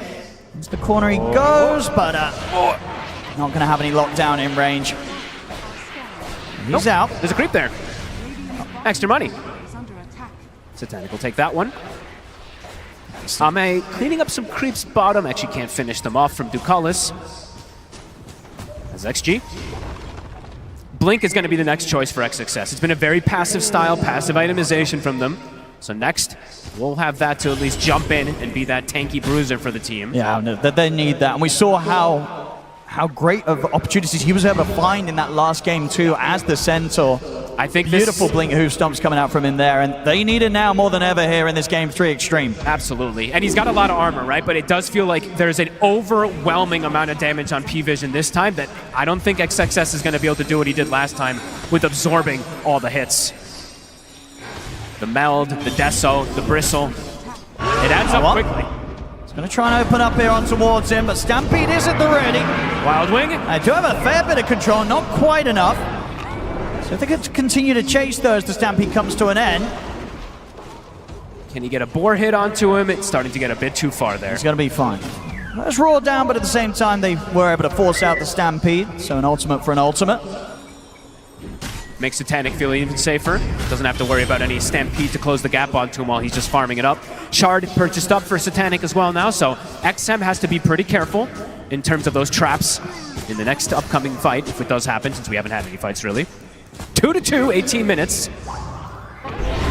Even slower one this time in terms of kills, but yeah, the pressure that's building up from Pvision, you can certainly feel it, so you'd imagine that Xtreme, they're feeling it as well. Yeah, let's see if they look to do similar about contesting that Roche in a way as that last time, since they do already have the wards set up top. About a minute and a half until that Tormentor does come up. Looking set to sort of be able to line up this next round of timings, both No One and Satanic going for the BKBs next. We're going to see Xtreme try to catch them by surprise. They're coming out with the smoke, seeing if they can kind of catch them separate from one another. No One is down on the bottom lane, but still has a minute left on the Aegis and does have Ducalis by his side. XM looking for the angle. You know, to clean out the summons first. Just some money. He'll buy a blink as well, so double blink now on the Puck and the Centaur to be able to jump toward the backlines. But oh, the economy game. Look, it just continues to grow. It's making so much more. Yeah. I mean, Satanic now 3K gold ahead of that of Arme's Medusa. This TA is getting out of control. All 3 cores are just hitting creeps in a very good fashion. And now Beastmaster, they can look to play around No One. He still has this Aegis. 30 seconds till that Tormentor. Truly does feel like they're getting everything out of the map here on Pvision. And XG, even though the Deuce is farming, the other 2 cores are falling behind. It really feels like one of those games where they're going to have to go all in on keeping Ame alive, just hoping that on the Medusa he'll have a chance to scale forward to the later stages of the game and turn this one around for Xtreme. How many Lotuses are they're picking up? Not Lotus Orbs, the great healing Lotuses. This is something definitely always to point out when you're playing with a Medusa on your draft. I see Xingqiu has one great healing Lotus, so I'll have to see if that makes a difference in the fight, as the Tormentor just dies in an instant. Yeah, they can take any of these objectives so quickly with this sort of lineup. Mid, XM. Gonna get the catch on him. We'll get the Essence Ring off and a jump to the low ground with the Waning Rift and with the Shield Rune as well. He'll be fine this time, but it's close. I know, they're just getting more and more ahead though. Pvision hitting all these timings. As you said, the BKB is starting to roll in, a full S and Y for DM. When is the timing going to feel for XG that they want to actually group up? Is it going to be around Ame's Butterfly? I think it has to be. It probably has to be. Otherwise, it feels like they're just losing too much control of the map. No one? I'm trying for the catch. They're definitely just going to be looking to Ame, and it's going to be on him when the call's made to try and fight. And is it going to work out versus all these auras? This is the thing that the Chen can always bring in. Ducalis did get the shard before too, so we're going to see an Ancient Granite Golem. He's got the Wild Wing Ripper for that plus armor as well too. Their group up is terrifying on people. It's strong, and you're certainly seeing it in effect here now, starting to approach the tier 2 on the bottom. We will see the smoke come through here from XM and Xingqiu as they make their way over. The question is really going to be from XG is, are they going to have damage when they show up to the fight versus all these auras and all these items that Pvision has been able to rack up? Let's have a look. They're ready and set up. Ame prepared and ready to join them. But the tower's falling. Ooh. No one. The axes actually clip XXS as it looked like he was going to attempt for a blink stun there. They'll smoke up themselves. You know, Pvision are not afraid of taking this fight. If Xtreme end up walking into them, because they don't have Satanic with them. But as it is, I mean, XG just don't get the chance to jump. They will be able to push them back and hold on to that bottom area for a little longer, but they don't get a catch. I mean, look at the Dominator creep from XXS, preventing that tier 2 from being pushed. He's racked up, what? Is that 3 creep waves? I believe it is, so delaying the push. Doing everything they can to try and expand the amount of space that Ame has to farm safely in. Do they look to push with this triple creep wave? I mean, it's a pretty big wave. Sure, they have ways to clear it out, but could look to pressure here. How long on Roche? About 30 seconds until we find out. Pvision looking to set up around bottom. They have so many auras. I mean, it could end up being a bit of a double-edged sword, right, for XG in the sense that they got this big triple creep wave coming in. Ame's going to want to be there to farm it. They might jump but maybe that's just sort of a setup for Pvision to push in, as you say, with the creep wave and catch Ame out. So Ame, as tempting as this creep wave looks, he's got to be careful. They actually have vision of him, so it looks like they're going to strike elsewhere, perhaps. Okay. Yeah, in the mid. They're going to go for him. The Lotus was there in time. Cookie to get him back a little bit safely under the tier 2 tower. XXS will be fine. Ame. Except, get the Dream calling on and no one, but the BKB's there. Kiss is coming out, but Pvision able to back off. Instant disengage after they force TPs, and that's Coil plus Kiss's Roche is up. BKB was forced there from no one. But they bring this Roche down very quick if Satanic is there. And Satanic, he is looking for the answer for that butterfly that he did see picked up, of course, from Ame. The MKB is going to come very quick as well. It really is. It's going to pretty much come guaranteed before Ame is even able to get that next time on top of the butterfly. Oh, and he's trying to find. Look at the last hits this game. 413 on Satanic, 331 on Ame. I mean, I know it's 2-2, but approaching almost 20 CS a minute. That is absolutely insane. Bottom. Pvision ready to get back on with the push. XG, they were able to slow them down earlier, but this time round they're going to have to let the tier 2 likely fall. And Roche is up. So XXS, he's going to try to hold on to it as long as possible. No one will get the last touch. Satanic, he's in. And straight away, XXS just has to pop Stampede immediately. He's terrified. That is extremely early to pop there. And now no Stampede, no kisses, and the Roche is up. Can XG look to contest this Roshan that they're just going to walk right into? Doesn't feel like it. I mean, they've hit it with the scan, but as you said, there's no Stampede. It's a risky move to make, but there's XM. Let's see if they can try and do something. Oop, XM jumps up because the smoke broke, but it was actually 9 Class who scouted him in the tree line. Roshan's falling pretty quickly.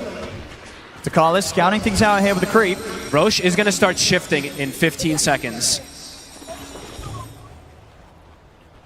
And XG, how much time do they want to spend sort of hovering around this area, trying to have some sort of say on the Roshan? They really don't want to just give it for free. Their ultis are coming back up. This is in 5. Yeah, and Satanic, he's just going to be able to clear these camps. That will be the MKB money done. Ready for the next fight. So even though XG is trying to look for a way to get Arme to turn up, if Satanic gets his hands on him, Medusa's not going to stand a lot of chance in carrying the team fight. He's also got the 20 talent too, so that extra damage that's going to come in from it, he's going to hit so hard if he's able to actually focus fire. Arme. XXS tries for the jump. No one, not going to get caught. Should start to feel a little safer in terms of how he positions himself. The Stampede's going to be back up in about 10 seconds. All right, how's the cart looking? It's getting closer. It is about 600 gold away for XXS. Shannon watching somewhere, very excited. Here we have around the pit. Word is placed down. Night Class will give the scouting information. Pvision still very much respecting the presence of Xtreme. Not going straight into the pit themselves. But they are forcing XG to stay in the area, and no one is farming. Easy dodge there. No one is just chilling bottom side, getting that extra farm, while all of XG has to stay in this area to watch the Roche. Amp damage also on Satanic for this next bit of time, so if they do see an opportunity, they can still go for that Roche very quickly here. No one is forcing the bottom side in. Xtreme starting to split back up, so they can at least have Arme getting a bit of farm on that top side. What's the choice going to be? Oh, Pvision looking to make a move that they're just going to push. I mean, with the position the Satanic's in, they absolutely can. He doesn't need an Aegis to start hitting these tier 3s and seeing what happens. It's a catapult wave as well, too, so an effective push. Oh, look at the Dream Coil. Nothing more to follow up immediately. The hoof stomp is there. But getting through the refraction is not happening. Satanic just staying at full HP. They didn't even have to pop anything there. Now Potential can back up and just look for that Roche. With those ults being used, could be an option if they want to. Satanic still having the BKB at the ready. Immediately, no one. He goes in. They do see it though. So they do have a ward right outside the pit. So they see that he starts it. XG. Right behind them though. They don't want to let this happen. Bottom, someone has to stay down there. If they don't that's true. someone, Satanic could start getting kind of cheeky down it. And he's got the frenzy creep too, so the attack speed bonus is going to be there to keep that push Let's see how much he can get away with. Oh, they're getting split up, Owen. They got to make a call. They got to do something. What's the choice? Do you go for the Roche? Do you go for your buildings? Arme's in position to try and hold on the bottom, and he's very close to the Skadi, but when this sort of split-up's happening, Pvision can get back into the Roche pit. And there's no roar for 20 seconds. It's going to die fast, Owen. Maybe they could try for a steal. XXS in with a stomp, but it's a little early to make a steal happen. Yep. And Ame is not here. And Satanic, he's now returned to the side of Pvision, so roar up in 3 seconds. Can they time this? XM, he jumps in. Look at the Stampede as well. There's the jump with the Who's to make XXS. He's going to try and get the pick up, but the Roshan we killed off. Who's able to grab the agent? Nobody They're is. all stunned. XXS will be able to steal it. And they killed off the two of them. What the timing there, coming in with the Stone Gaze, putting a stop to it all, and they clean up the chair as well. All right, Xtreme. XXS gets the connection. The roar came up in time. It hits everybody on the side of Pvision. They have the information. XG, they're here to play. Yeah, quite a bit of action coming out of nowhere there. And now with the Aegis in their hands, not something that Pvision is going to be able to rely on. It gives an opening for them to start the push back their own way. We'll see this jump again. I mean, no one could pick it up. XXS was just right on top of it. They couldn't click it. Yeah, and Arme just able to step up with the Stone Gaze. No one getting frozen by it, and no position really for Satanic to be able to turn and fight with Arme in there with the ultimate. That was picture perfect from XG. They needed that. They needed that big time. That Roshan, that Aegis slips away. And they make the right call, right? Those little split up things that they were doing, having Ame bottom, they come at the exact moment. And any sort of time they can buy to try and get Arme online, and we were seeing just with that move alone, with Dota Plus starting to favor that of XG. Medusa's starting to get there. They know the potential of the Medusa, especially now when he's back up to the top, level with that of Satanic's farm. Yep. A massive move there from XG that absolutely keeps them in the game. And now we're going to see that matchup in particular, right? This Dusa versus the minus armor draft, how tanky she truly can be. This now that she's been able to get this farm, having the Scotty, having the Daedalus next. Pvision. The plan has been broken a bit here. What's going to be the adaptation they go for? Well, let's see what XG do now with this chance to potentially gain the advantage themselves. Let's see if Pvision gets caught in that type of scenario with the fight again too, because Satanic literally got 0 attacks off because of that Stone Gaze connecting onto him. He just could not turn and fight back. 5-2, but tense moments. XG. Coming in with the smoke, scan to hit as well. They know that somebody's up here. XXS with this Aegis, with this cart, they can play pretty aggressively because he's got this potential save always for any of his cores, even XM if he gets caught in a silence.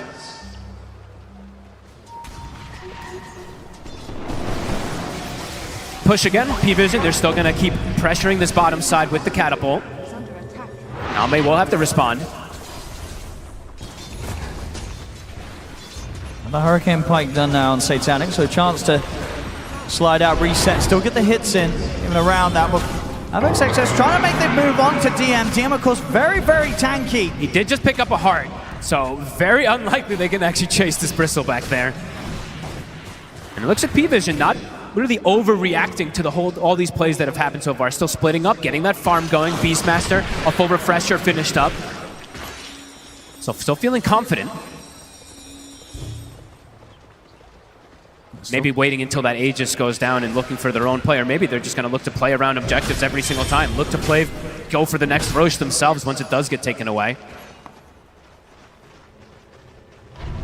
Still very much knowing that kind of across the board, the farm does favor them on their 3 cores. For XG, it's very top heavy, resting on the shoulders of Arme on the Medusa.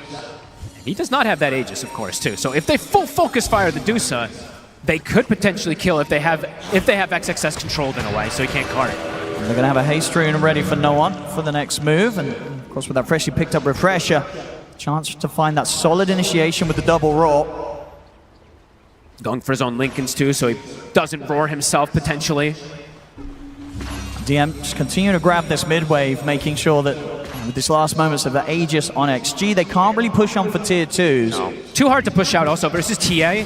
TA just puts traps in every lane, just can pop the trap and continue to slow down the push too. So Pvision's, when the game slows down, you still see that economy game go up for them. Even though they did lose that Roshan area, did go back up to this 12k lead after just a couple moments.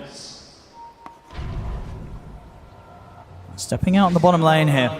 Okay. Last 30 seconds of XXS's Aegis, and ready to see if they can make some sort of jump. Not going to happen. Satanic quick with the blink. 20 seconds left on it.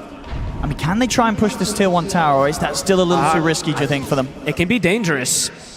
Pvision can definitely still look for these fights. I mean, Arme feels strong. And does have a lot of damage to dish out with that Daedalus stun. Oh, clever move there from no one. He was going to go through the portal, and he was a bit afraid, and for good reason. XXS was there ready with the Centaur Conqueror. Sends the board through scouts. Now they're going to TP. Pvision is looking for the fight now. See if Xtreme is able to work that magic they did before. Positioned on the high ground. A Daedalus set on Ame. Now ready to start hunting for them. XM ready to join. I mean, they could be in a good spot to try and just sort of attack from the backside here and get this wraparound. They don't have a smoke of their own. So it's going to be revealed immediately when they kill the trap here. Xnova will pick up one now, but it has to make its way out to him. So and the push. It's going to come in. DM's going to hit the tower. Yeah, they got to get back in now. Whip is forced. XXS does get the jump, but again, this Bristle feels pretty unkillable at this moment in time. Not the target they want.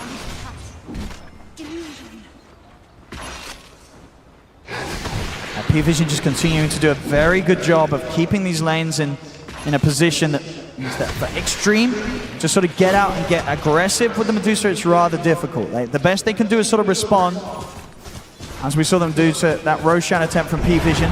That's probably that to get Arme in position to fight. I mean, that feels like what this game is just going to be, right? It's going to be about the Roshan contests. Who's going to be able to get these Aegis at this point? Pvision, every time the game slows down, their net worth just continues to skyrocket on the 3 cores, so...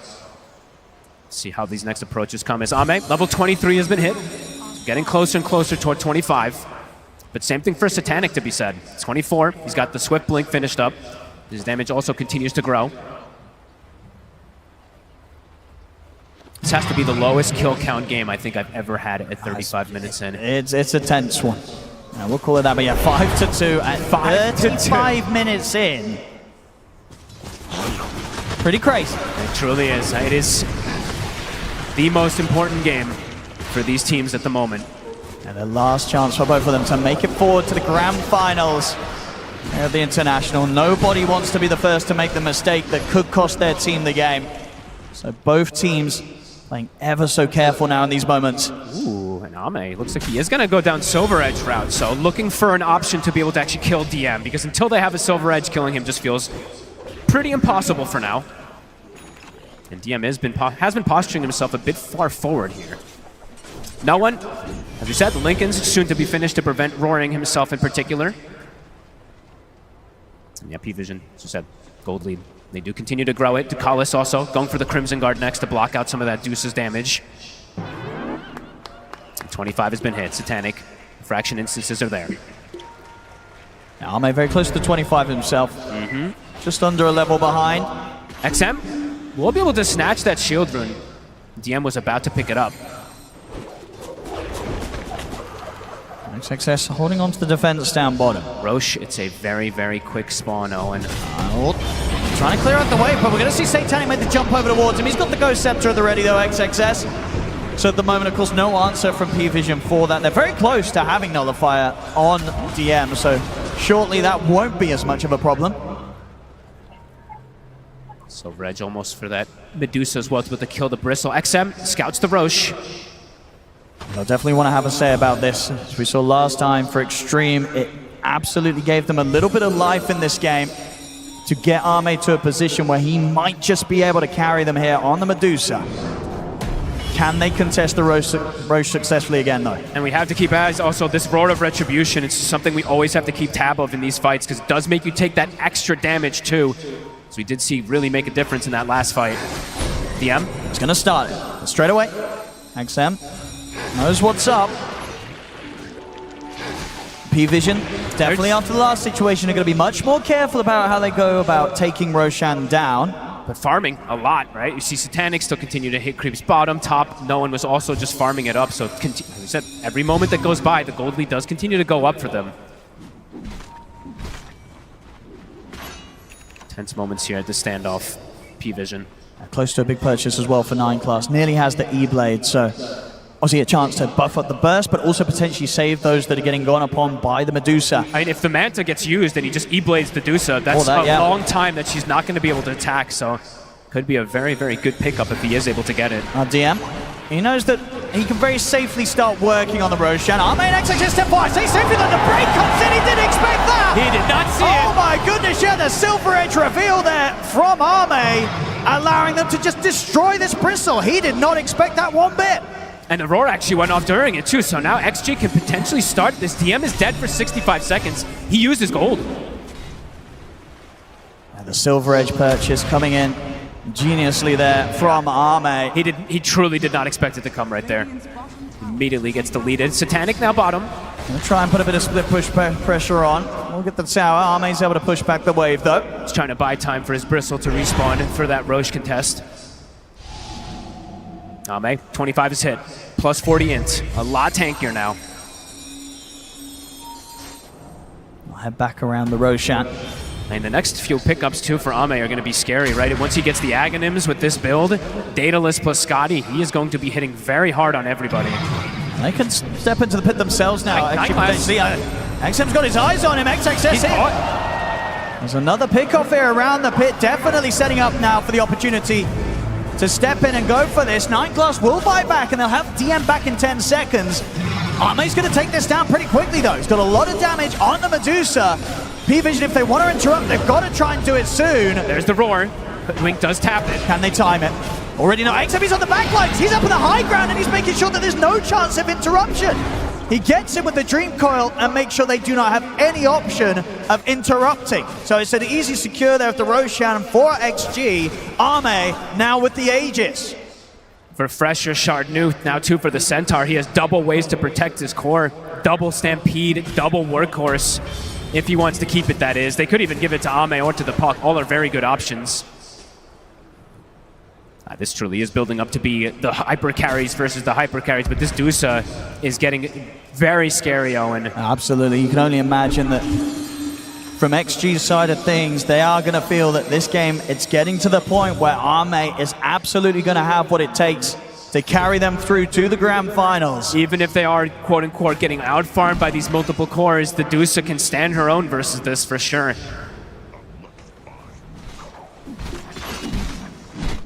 SDM has to be very careful now at this point, too. He can just die in an instant, in one stun. Can't just get brought down because of that Silver Edge. So where Ame's going to go next in the build. Looks to be going for the Swift Blink, wants that extra bit of mobility and positioning to get stuck in right in the midst of the team fight, knowing that he has so many ways that he can be bailed out even if the initiation goes wrong. See the jump straight away in, there they go, they look towards him, but the roar comes out, and now the damage will take down, it comes in and he focuses towards XXS, takes him down. Ame moves forward over towards DM able to turn his back and run this time. The break comes in, the outboard stuff gives him a chance to continue to escape. They have the bushwhack locked down on towards Ame, starting to fall low at the mana, cooking forward aggressively. Ame trying to push up forward against the two of them, trying to chase down no one, but the mana's gone. Ame He's is isolated. So low. He still, of course, has the Aegis. Can Satanic finish him off the once he can? That's the Aegis gone. Round 2 though, XM makes the jump in onto Satanic with a Dream Call. BKB there straight away. Satanic retreats. They're kiting him. They're trying to control Ame here. Can they get back in on this? The bushwhack's there. Satanic bringing in the damage. Is it enough to take down Ame? No, he's still got half mana to play with. Not quite enough physical to burst through the Medusa. He's almost alone now. It's just him and XM versus 5. XM in with the jump, finds the chance to close in on towards 9 class on the back line. Satanic still trying to push up, but the damage from XM enough to bring down 9 class. They're looking at Ame wants the Manta, trying to chase this TA out of the edge of the fight. Ame looks now towards DM. He's now out of mana completely though, Ame. He's trying to stand his ground, but no one's backing on top of him. XM looking to Satanic. XM is going to do it, gets the double, brings Satanic down. They've lost Ame, but XM survives, kills Satanic off, and can he get out? He's away with the phase shift and the blink, the orbs up. They're TPing over, trying to look for him. The Stampede's back there. The axes won't clip him. XM, he'll get out alive. What an absolutely crazy fight. I mean, splitting things up. They take out XXS at the start of things, so there's no cart to protect Ame, and they isolate him. But at the end of it all, XM actually finishes off Satanic. What a crazy fight. Was that 3 roars I think I saw from the Beastmaster in one fight? Must have been, as no one finds the backline there. My goodness, I mean, this game showing to be absolutely anybody still. And just showing sort of how particular Pvision have to be with kind of the focus in these fights, right? Yeah. Like, are they calling to go all in on the Dusa, or do they have to now spend more resources on being like, hey, our TA on the backlines, it's getting destroyed by this Pug. We've got to somehow get XM off Satanic. They still have, I think their approach of killing XXS at the start of things, though, looks the best, right? Prevent him from getting Stampede or Workhorse and then try to isolate things, but it is not an easy approach by any means. Not from either team, as you see there. And amp damage, though, that could make things quite a bit easier. This does spawn top. I'm ready for the next fight. XM now hitting the 25 and as the Aghanims. And an amp damage, and they give him the Refresher Shard. That could be absolutely massive.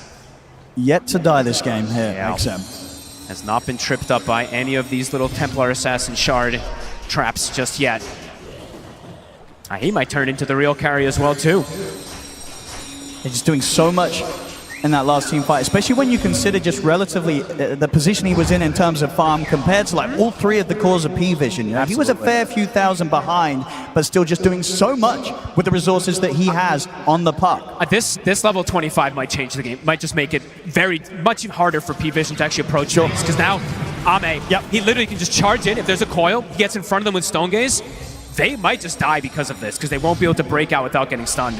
No, for sure, and they can maybe sort of try and turn and stand their ground and try and kill Ame, but even though they did in that last fight, you saw just how long it did take to bring the Medusa down.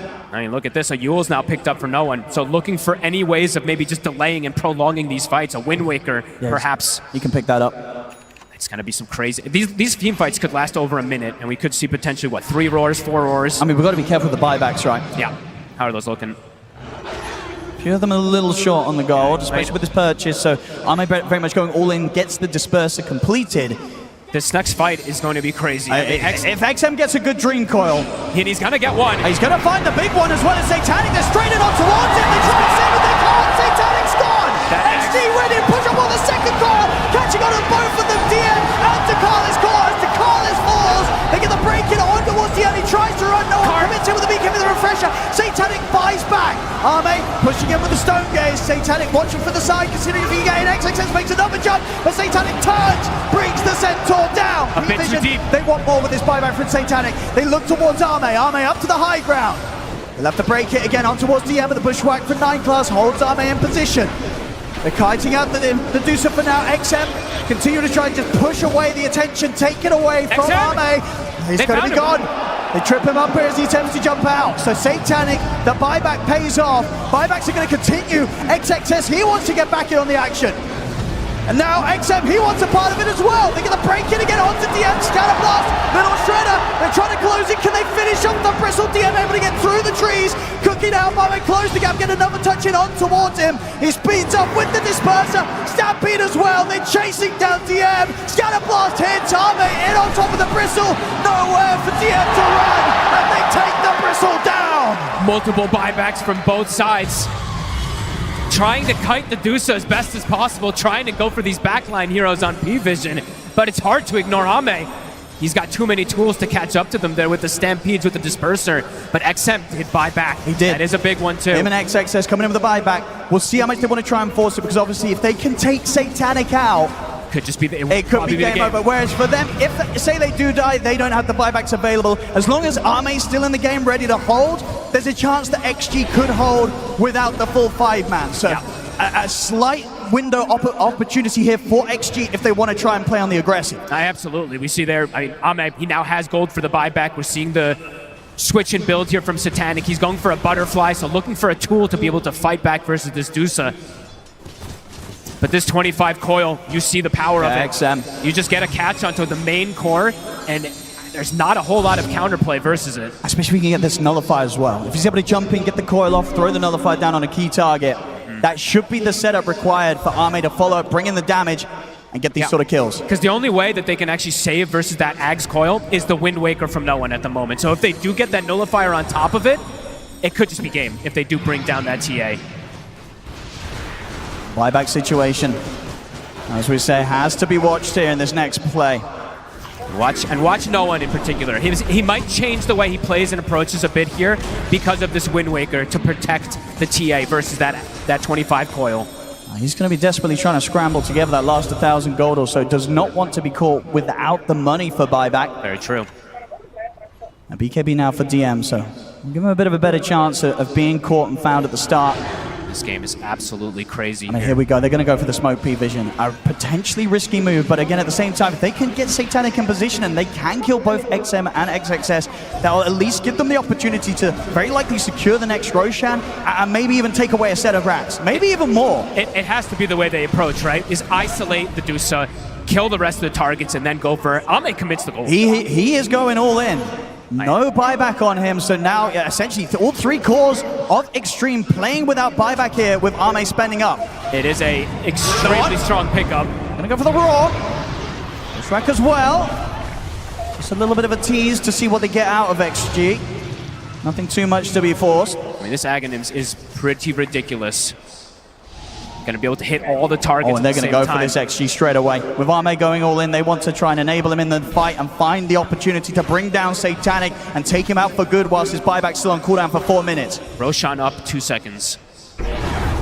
Who's gonna get the positioning for this one here? No one does have the buyback at the ready. That's the nullifier done here for XM. Okay. Now, as you said, now he can pretty much prevent that save that can come out from the Beastmaster and focus that target. Allow his Deuce to hit. Pvision, what's the call? Roche is going to get started. Ame. The Roar will come out. Okay, Pvision making their way over. Smoke up from themselves. Incredibly to hold the high ground.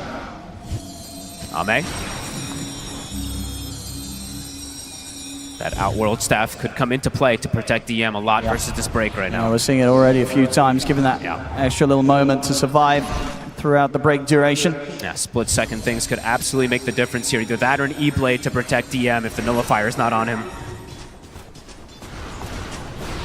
Pvision being persistent here with their attempts to try and catch XG by surprise. What's the rune gonna be? No one's got the high ground set up. They're going to see Arme step forward. They'll get the pushback onto him. BKB for 9. He's ready to look for them. He gets the roar straight away onto the center. They're trying to focus XXS so he cannot get the save off. DM trying to push him away from Arme. Refresher will be popped to the Wind Waker away. No one trying to step out of the fight. Arme getting a few hits in with the Skadi, but the BKB's out for no one. He'll get out successfully. Spell casting super fast from both sides. The E-Blade thrown on DM to protect him. I mean, and we're seeing just, from no one, he's only got his sights set for the Centaur. He wants to make sure that at every possibility, there is no chance that XXS can get in and get Arme in the cart. And that was his Aeon Disc popped. So a very important one. XXS, it's 80 seconds that Aeon Disc won't be available for him if they do focus him. Pvision. Standoff at the Roche again. Satanic thinks about sort of pushing forward onto the Roche himself. Have a smoke from Pvision there. They're eating through these smokes. That coil still on cooldown, 20 seconds also. Doesn't look like they'll be able to take advantage of that one as the buybacks are getting closer and closer. They are just a couple more minutes until we'll start seeing them all come back online. Arme also very close to farming his backup, 1400 to go. And Satanic, considering his next option. The XG has to just stay in this area though. I said XXS, 25 seconds. Aeon Disc is going to be back at the ready. Both teams wanting the Roshan, but also not wanting to get caught without the buybacks. It's all going to be about who can get the better initiation, who can get these catches on these cores, who can kite out these super strong carries. Arme, he's in. Start. Stampede at the ready. They have the means to save him if he gets jumped. Pvision knows, so very cautiously approaching the fight. Taking out a fair bit of mana already. That's 1200 gone. Double catapult wave on top with, I don't even know how many, 12 range creeps. So top tower, very likely to fall too. So tier 2 pressure. Someone's going to have to deal with it. It's going to be XM. And no one able to farm up enough buyback to get the Aghanim's blessing and still have the buyback gold. All right. And Satanic's turn starting it again. Try and take a poke at the Roshan. Stampede's going to be there. See off to the side. They're looking at DM. Force out the BKB. It's too hard for DM. Too hard for them to focus him. He BKBs and then he Outworld staffs and we'll be okay. No BKB though, 85 seconds, but that is a Stampede used.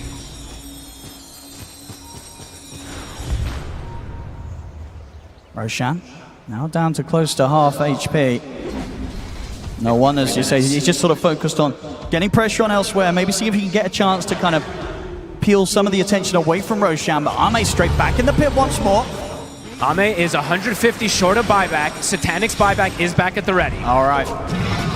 Yeah, full lineup having the buyback now online for Pvision. They've all got the gold.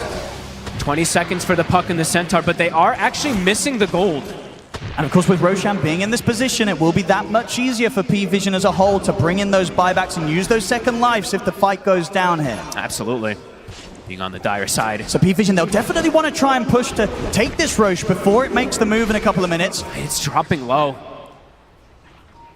So it's the favorable spot for them.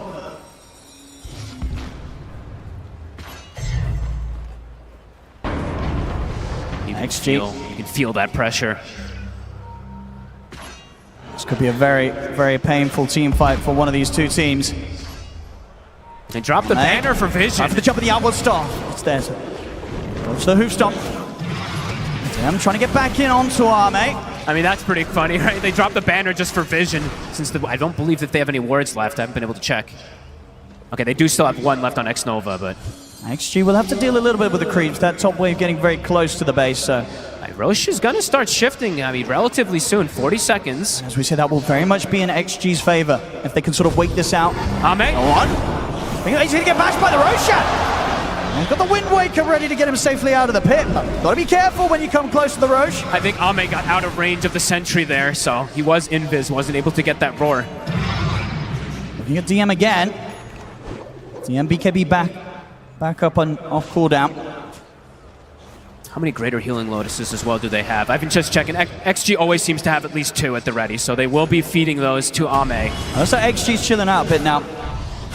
But they know that 55 minutes is coming up. They're finishing that buyback, right, in particular. We're potentially going to have all 10 heroes with buyback soon. XXS the only one short of it, 900 gold away. And they knew that, the chances of the Roshan dying in the 5 seconds before he moves were unlikely, so XG able to sort of wait out that Roche position and are now going to be able to play on in a spot where their buybacks now will be the stronger, as they're going to be able to have that TP point close to the Roche. Pvision just continues to just send creeps to the sides. They're trying to get that momentum pushing in so they can get an opportunity, but it's just not happening. XG just have the responses for it. Smoke up, XG, they're going to start the Roche. The roar comes out. Satanic trying to get some sort of traps out of it. XXS is in with the Hoofstone. Kiss is coming in as well. Just trying to push back. Oh, DM is just dying! The elbow stuff comes out, but he's so low, the coil connects! Nullify thrown down upon XM, jumps in, trying to finish off the jump. DM will survive, but the space is created for them to secure the Roche, get the Aegis, the Refresher Shard, and the Cheese all picked up on XG. To be so careful there, trying to approach in on this Medusa. You saw that how close DM got to just dying in seconds. They are absolutely having the issues of how to kill the Dusa, how to maneuver around this Dusa. It's gotten to that point. Yep. It's been at that point for some time here now. 56 minutes. It looks like we are potentially going to make it to these 60 minutes with the way all things have been going down. How are these levels looking? Xingqiu 23, 22 on the Warlock, Chen 20, Hoodwink 21. So level advantage also for the side of XG for these supports. An AC. All right, cool. Xingqiu picking up probably the first AC you've ever seen on a Snapfire.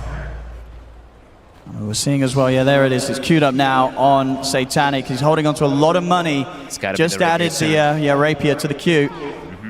It has to be considered. They have to have some sort of immense burst so that Satanic, when he does get in and finds the target, he's able to take them out straight away. But they also have to deal with, they have to get the Nullifier on the right target also too, because of the Ghost Scepters and the Aeon Discs, and then the work. The levels are difficult in this game for sure, especially to bring down this Dusa. Because what do you imagine no one's next purchase is going to be? I don't know. Is he also getting sort of a Nullifier himself somewhere in the build? He might have to, but what does he really want to replace? Just move the boots somehow? I'm not sure. Definitely difficult.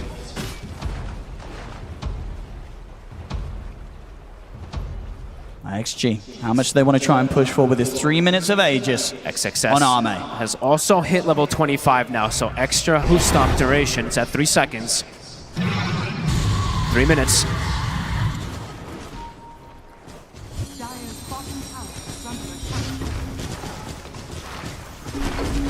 Tier 2 to fall on the bottom lane, XG. XM having the power of this Refresher Shard 2 at that level 25. Eyes on the coils. The double coils could be will let XG close this out.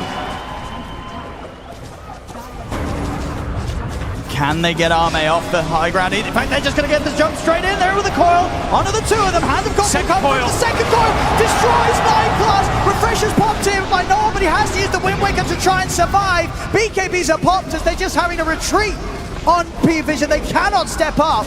The rain tracks are gone. XG now force out the fortification. All right, what a coil. Catches two and then catches the third. It's just so much damage. As 9+ just gets deleted in that combo there, laid down by XM. He's going through backdoor. They'll take out the full set here on the bottom lane, and still 2 minutes to go with as they can look for more. They'll swing back across towards the mid and the top lane to alleviate some of the pressure that DM was pushing in with against them. But XG, they could very much be set up to look for another set of barracks during this Aegis timer. Feels like Pvision have to do some type of different approach, but I just don't know what it is in order to stop this, right? The potential of this puck plus the Medusa, and then the save from this Centaur always. The fight just feels so difficult for them to approach. And the scaling from XG has been perfect this game, coming up to the 60-minute mark. And even though pretty much for the entirety of this game, right, Pvision have had the net worth advantage, and earlier a pretty significant one, it just hasn't mattered. XG chose that perfect moment to go for that Roshan contest, and then ever since that, things have looked pretty in control from Xtreme Gaming. Absolutely. And they still have 70 seconds left on this Aegis. Ame gonna look for the go again. They don't have the refresher on the puck at the moment. With the Raw, but nothing to come with that one. One coil is available. There's the jump. XXS, he finds Satanic. They make the jump. The nullifies there as well. They're going all in on towards the TX. So it drops the golem down as well. That's Satanic gone. No hesitation there. As soon as he sees the chance, he's in on top of him. They turn towards DM. DM broken and taken out. This Dusa is just too strong. They've got the buybacks. They're going to have to use them. But how do they stop this? The full set of racks taken out in the mid. Ame standing strong, going for the next. The buybacks have to come in. XG, they'll back up for now. It's just anyone who gets focused dies. They do not have the similar saving function on the side of Pvision. They cannot protect the cores. They have to take a risk. They have to go out. They cannot let XG sort of back up and farm up these tier 5 neutrals. Satanic in with the chase. Finds Xingqiu, but straight away with the glimmer. He's away. Satanic on his own doesn't have any way to deal with that. So Xingqiu gets out. They'll get the chance to find their neutrals. We'll see at Pvision. They'll probably stop the chase and look to just try and secure these 60-minute neutral items for themselves. Oop. Have a little bit of a breather. I think we all need that little bit of a breather. XM, he's about to have his own refresher now finished up. He's out of the liberty, of course, of a couple of refresher shards, but he is about to have this one done. So these coils, as we said, absolutely crucial. I think Xtreme Gaming, they can definitely taste the victory in this game. They're so close to being able to step forward to the grand finals. Just wondering what's the approach going to be from Pvision, right? There's just so many different tools that they have to get through. How do you protect the TA versus these coils? How do you focus the Dusa? Or how do you ignore the Dusa, really? There's been a lot of difficulties for them to approach. Yeah, they had all these sort of earlier timings where they did their best to try and play for Pvision, putting that pressure on, but at most they took the tier 3 bottom, but they were never able to take a barracks away from Xtreme during those earlier points when they had a significant gold lead. It's just been the Roshan contest, right? Xtreme just coming out ahead in almost every single one, if not all of them. And just having all the buff ups, right? They put faith in Ame, and that faith is absolutely working. Now more Lotus Orbs to throw onto him. Let's see what sort of crazy tier 5s they can find on both sides. As they should get the space on both teams to farm these up. How's the last hits looking? We're breaking that 1,000 point on both of the carries now.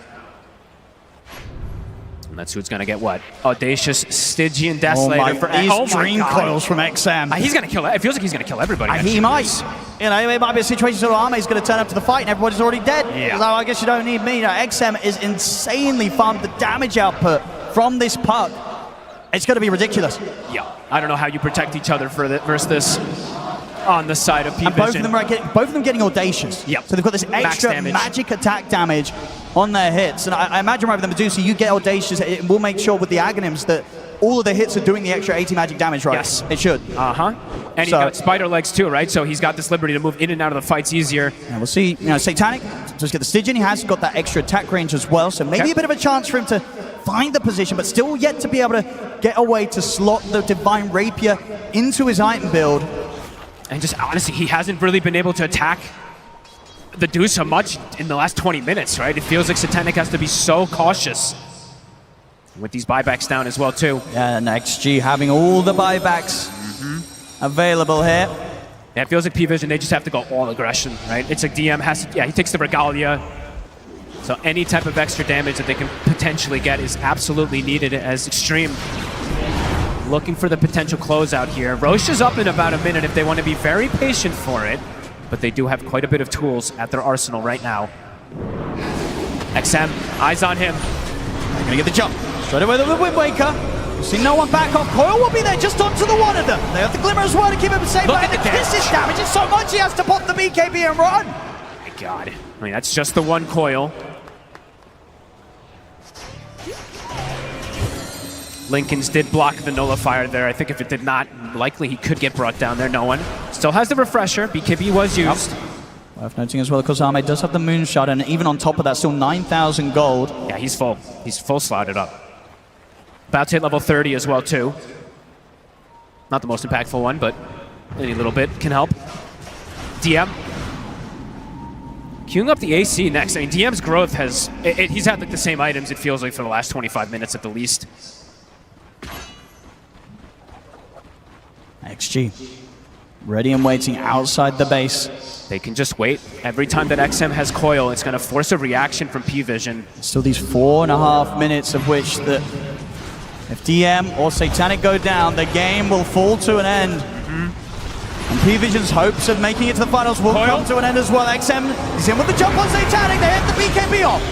There's that Wind Waker. It's going to give him a chance to survive through the coil. No one's in with the roar, but the card's there. XXS able to pick him up and take him out of the action, Arme. Keep him safe. Keeps him close enough towards DM, though. DM's BKB comes to an end. DM's got to run.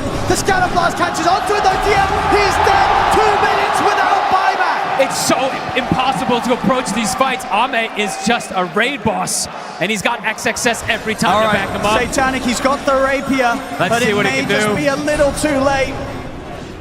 Look at the damage. And there's the jump. He's going to try and look towards Arme. Satanic putting all his attention into watching for the golems up. They're dropping down on it. Satanic, the stop from XG. It's over. GG is gone. Xtreme Gaming are moving on to the grand finals. Wow. What a game, really. It may have been, what, 5-2 at the 35-minute mark, but XG, with utmost patience, taking all these Roshans, just knowing when to strike, not letting Satanic get those Aegises, and even at a goal disadvantage for almost the entirety of the game. You didn't really see it, you didn't feel it. This Dusa, far too strong with the backup of his team. What a game. Absolutely. And Pvision, they did well to get this far, but falling at the hurdle, won't be making it forward anymore. Yeah. XG just having their number and knowing exactly what to do in this sort of game. It was very apparent, right? Pvision wanted to try and run them over. Xtreme, they just didn't let it happen, and they chose the perfect time to bring Arme to the forefront of the fight around that Roche and just get the turnaround started. I literally don't think you could ask for a better fight that they could have gotten there, right? Because there's literally the Roar of Retribution comes out, the Roche is about to die, they get the stun, they block the Aegis, and then the Stone Gaze clips Satanic, he gets killed. That was, what, 25 minutes ago or so, but it felt like that's where XG hit their stride, got all their power. Absolutely, and just the playmaking right from the two cores around Arme. You know, having XXS again in this game, getting some incredible hoost stomps. It's like as soon as you show, this Centaur's on top of you. He's ready to start the play. And those last few fights as well, the pressure that this puck was doing, just putting on against Pvision, they just didn't have a chance. They couldn't get anywhere close to their targets. What a game, what a performance. Ladies and gentlemen, give it up for Xtreme Gaming heading forward to the grand finals.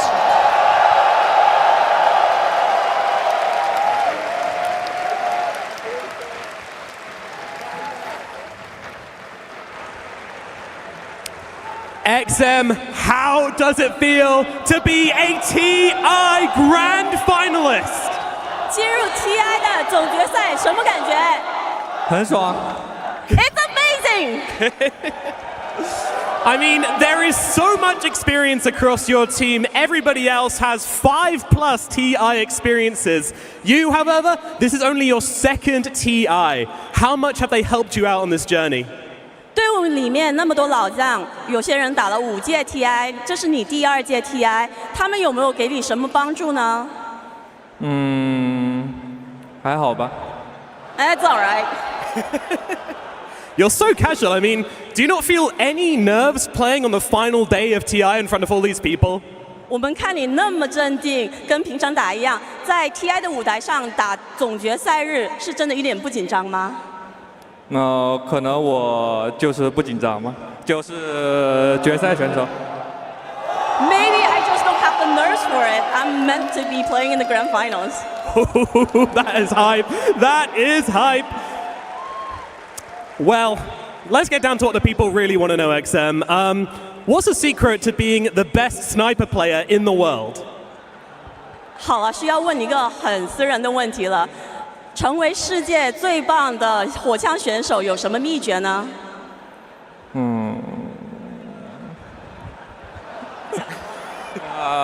秘密。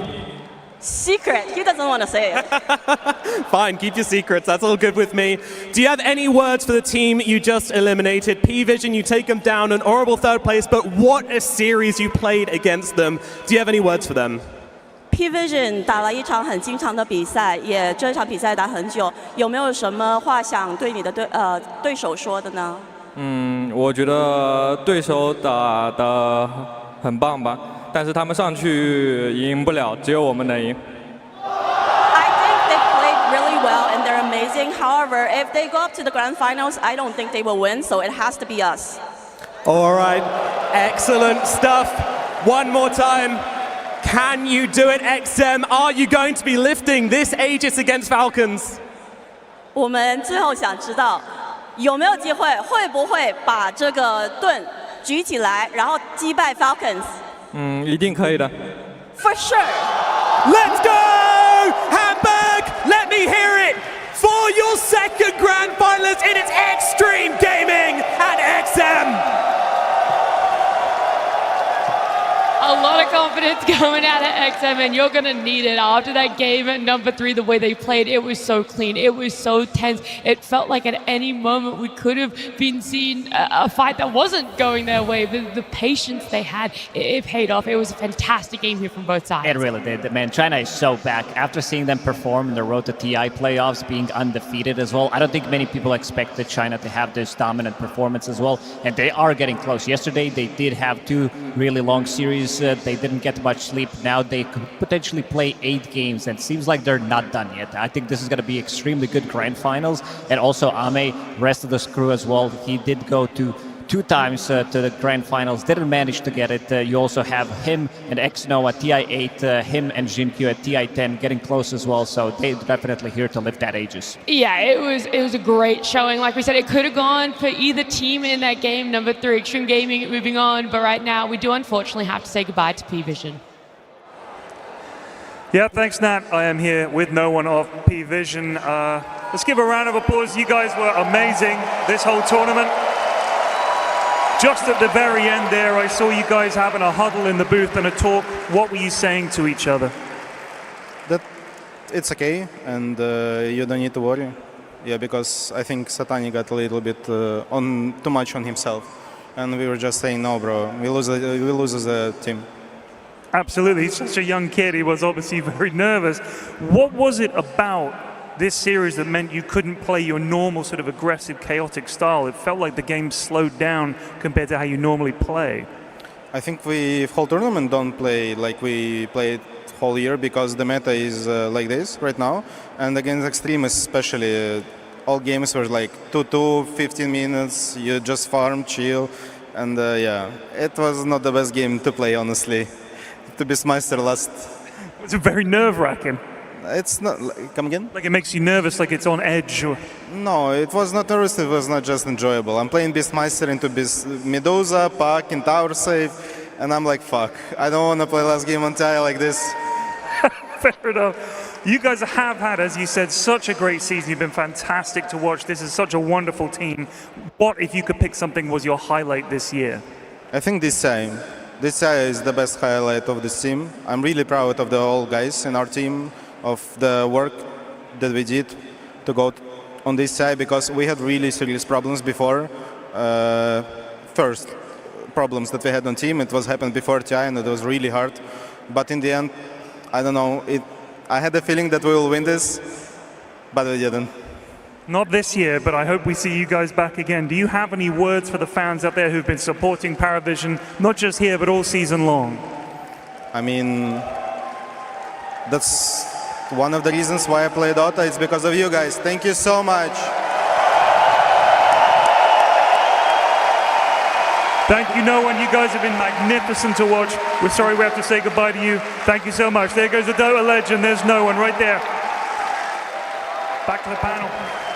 Thank you so much, Pyrian, and of course, no one. It's not an easy loss by any means, but 3rd place at TI, it is a feat in itself. And the way that they played all throughout the last 2 weeks in this series, yes, it wasn't enough, but it was enough for Dota viewers. I had so much joy watching everything that they did here.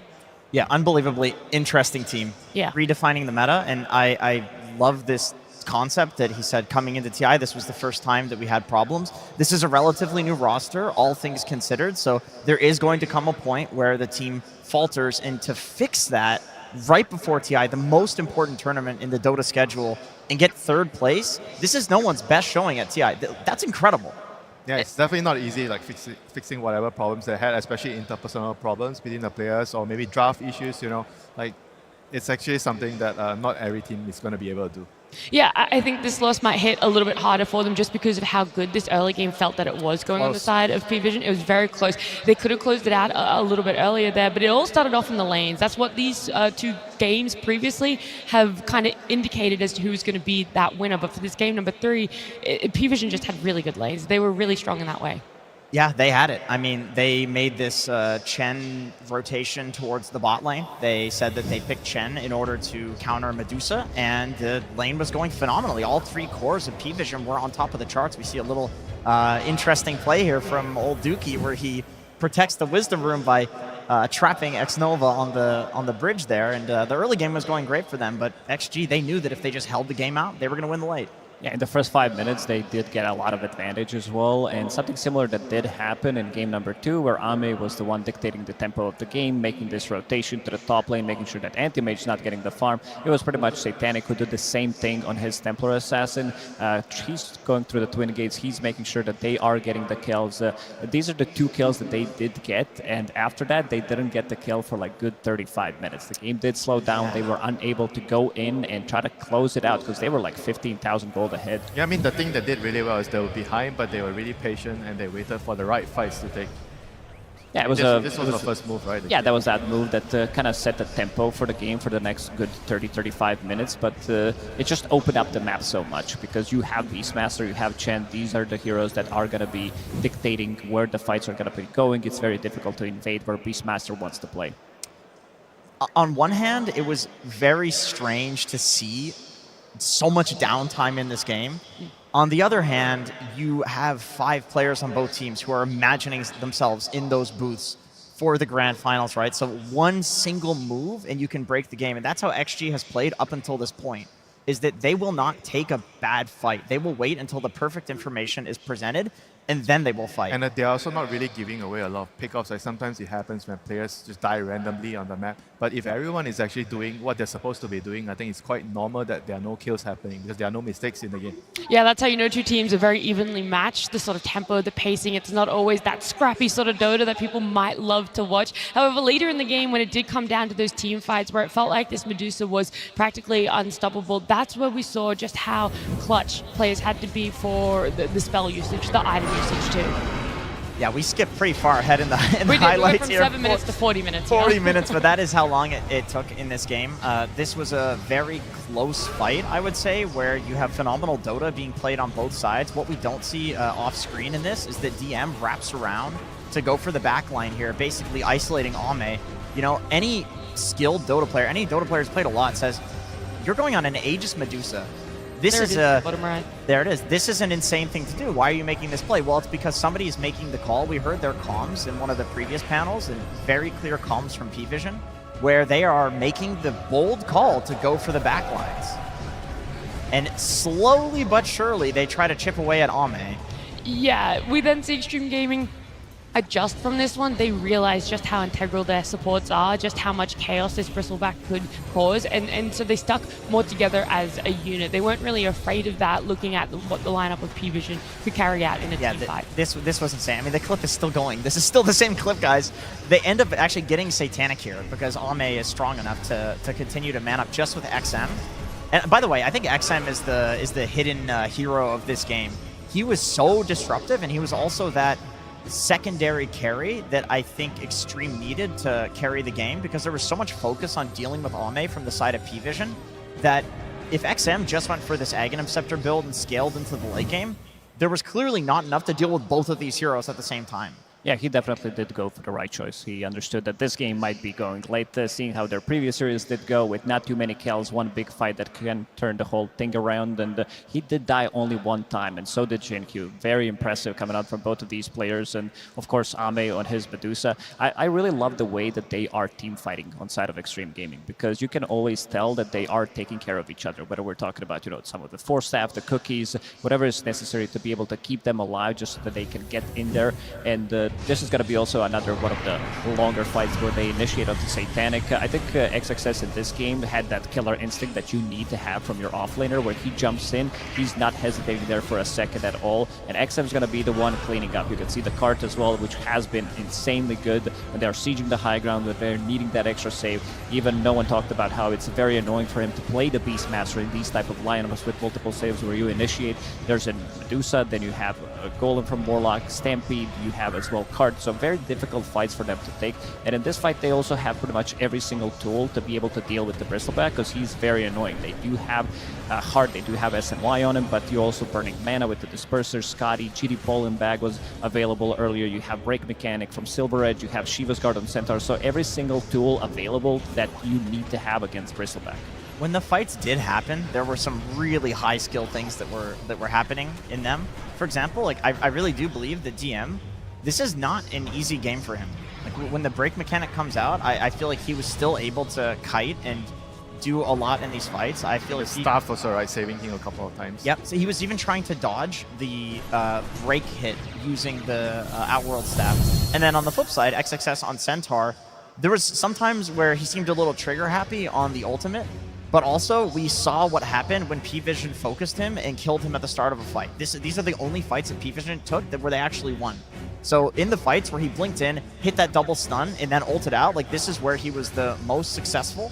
And what was setting up for this was XM on Puck, creating that chaos. I mean, the thing with the Puck is like the Puck makes it very difficult for the opponents to maintain formation, right? So when you look at team fights, like how the team fights are taken, you look at how they are maintaining formation, and when the Centaur goes in, they are always together. They go in together, they go back together. When the supports are being targeted by the Beastmaster, they all go back and protect the supports. Whereas when you are on the Pvision side, you're playing against this Puck, it's very hard for you to maintain your formation. So your Bristleback's in front. So when the Puck goes behind, it's like sometimes it's very difficult for him to come back because he couldn't come back. And they don't really have a lot of small little stuns that would allow them to actually kite forward like the Centaur. You know, he goes in, he goes back, he goes in, he goes back. It's very easy for them to do that. I think that is ultimately what made the team fight so difficult for them. Now, all three cores just having a little bit of loss syndrome where they're like, I don't know exactly where to sit in this fight. How can I really do a lot? And I know in our breakdown, we jumped from about the 7-minute mark to the 40-minute mark, and something in between that was very spectacular happened, but we got someone just as spectacular to break it down for us. Thanks, Nat. There's so much that goes into a win and a loss, and sometimes it's luck, sometimes it's skill, sometimes it's small mistakes. And I have a couple things to highlight from that very crucial 28-minute Roche fight. Now, the most important thing that happened here is this Observer and Sentry sat directly outside of the pit this entire fight, which gave Xtreme Gaming crazy vision. And look at this, Ducals actually had a Sentry.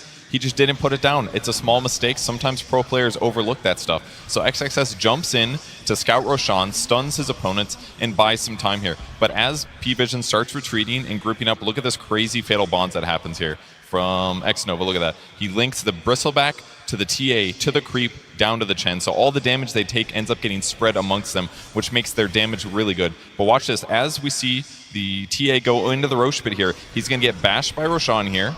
And then this 60-second cooldown Roar comes off cooldown right here, which disarms him for 2 seconds. He's trying to all in on the Roche at this exact moment. And then he bashes the Beastmaster as he blinks in, trying to catch the puck. So Beastmaster says, okay, I have to Roar here, because that's going to push people out and stun them. He gets the Roar off, it pushes out XM, so he's not in the Roche pit. But unfortunately, as he goes to take the Aegis, the exact same time Ame runs in with his ulti, that's going to end up stunning him. So he can't grab the Aegis this whole time. And then the Roar duration runs out. XSS is able to pick this up. So the sequence of events that led to this turnaround, the Sentry not being placed, the Roche bash, the Roche Roar into the follow-up bash, all contributed to the Aegis being stolen there by Xtreme Gaming and allowing them to get back into this game. Crazy series of events, but it absolutely mattered here in that last game. Thank you so much, Pudge. Yeah, that 28-minute mark right there. Sixth player, huh? Wow. The levels of it are so much. The fact that they're able to so closely keep this chain stun going, right? It's so easy to overlap it. It's so easy to just miss time by a split second, and that's enough that you don't get that Aegis snatch. Just felt so unlucky, you know, for them. Sure. Because that actually mattered so much for especially the TA, you know. He needed the Aegis to be able to push forward, you know, and losing that there just... It was just such a heartbreaking moment for them. And in that manner, you know, sure, they didn't put the Sentry down, but it was still unlucky. Relatable, though. I feel like we all see ourselves in Pvision's shoes every now and then, where just the worst possible sequence of things happen. Yeah, I mean, it's so hyped, though. The arena went crazy when the Aegis Snatch happened. Like, these guys were just going wild. And for a lot of people, this is their first time coming to a TI. Is anyone in the audience first time TI? There's a lot of people making their journey out to Germany here for their first time at TI, but a lot of players, it's also their first time. So we're going to have a look at exactly how we prepare those players.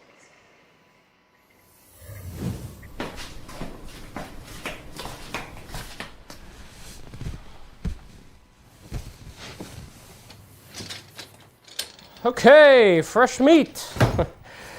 Welcome to your first international, all 16 of you. Jesus. All right, we have made this informational video here for you today to give you the do's and don'ts of TI. So do pay attention, all right? There will be a quiz at the end, and you can't pro-track your way out of this one. That's a joke about that. So, orientational seminar. Side A. Знаєш, що це? Що це? Тут щоб тренуватися? Ні, оце що? Оце що?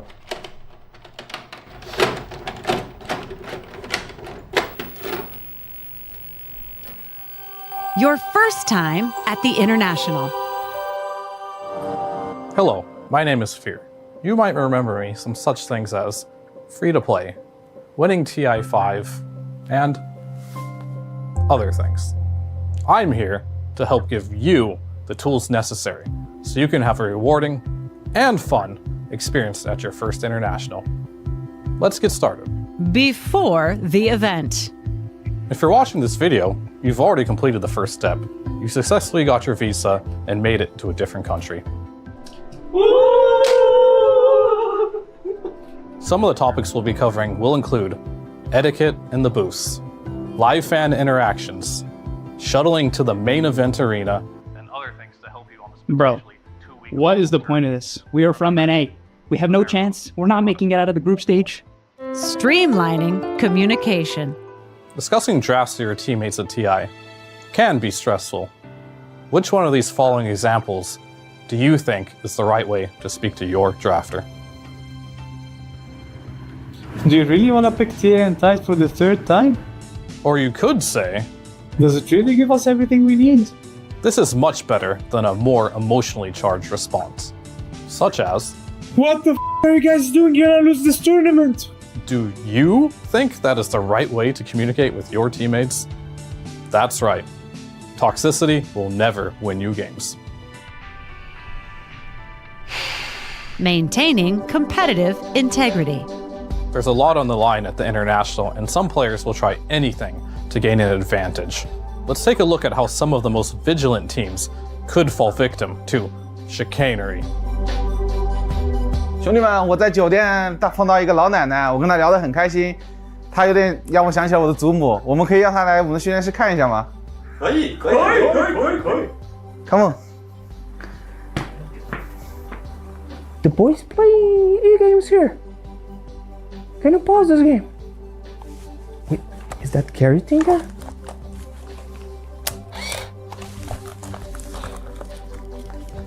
Does somebody want candies here? Did you spot what was wrong?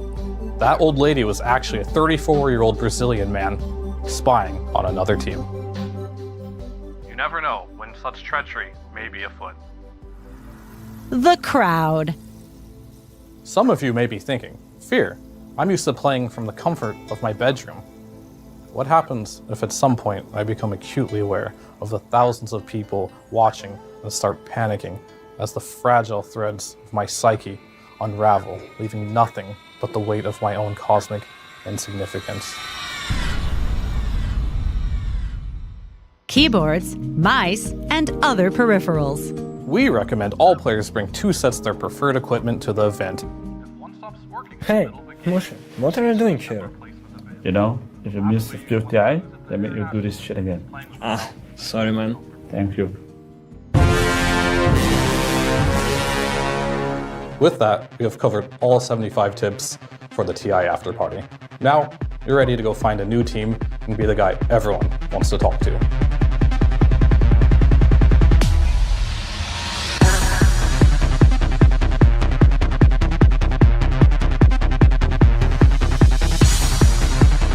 And that's everything you need to know about your first time at the International.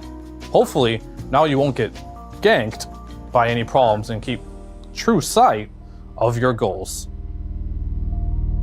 Thank you for watching. Yeah, so not the most entertaining video in the world, but hopefully y'all learned something and you could every year Gabe is gonna be pissed. What can you do?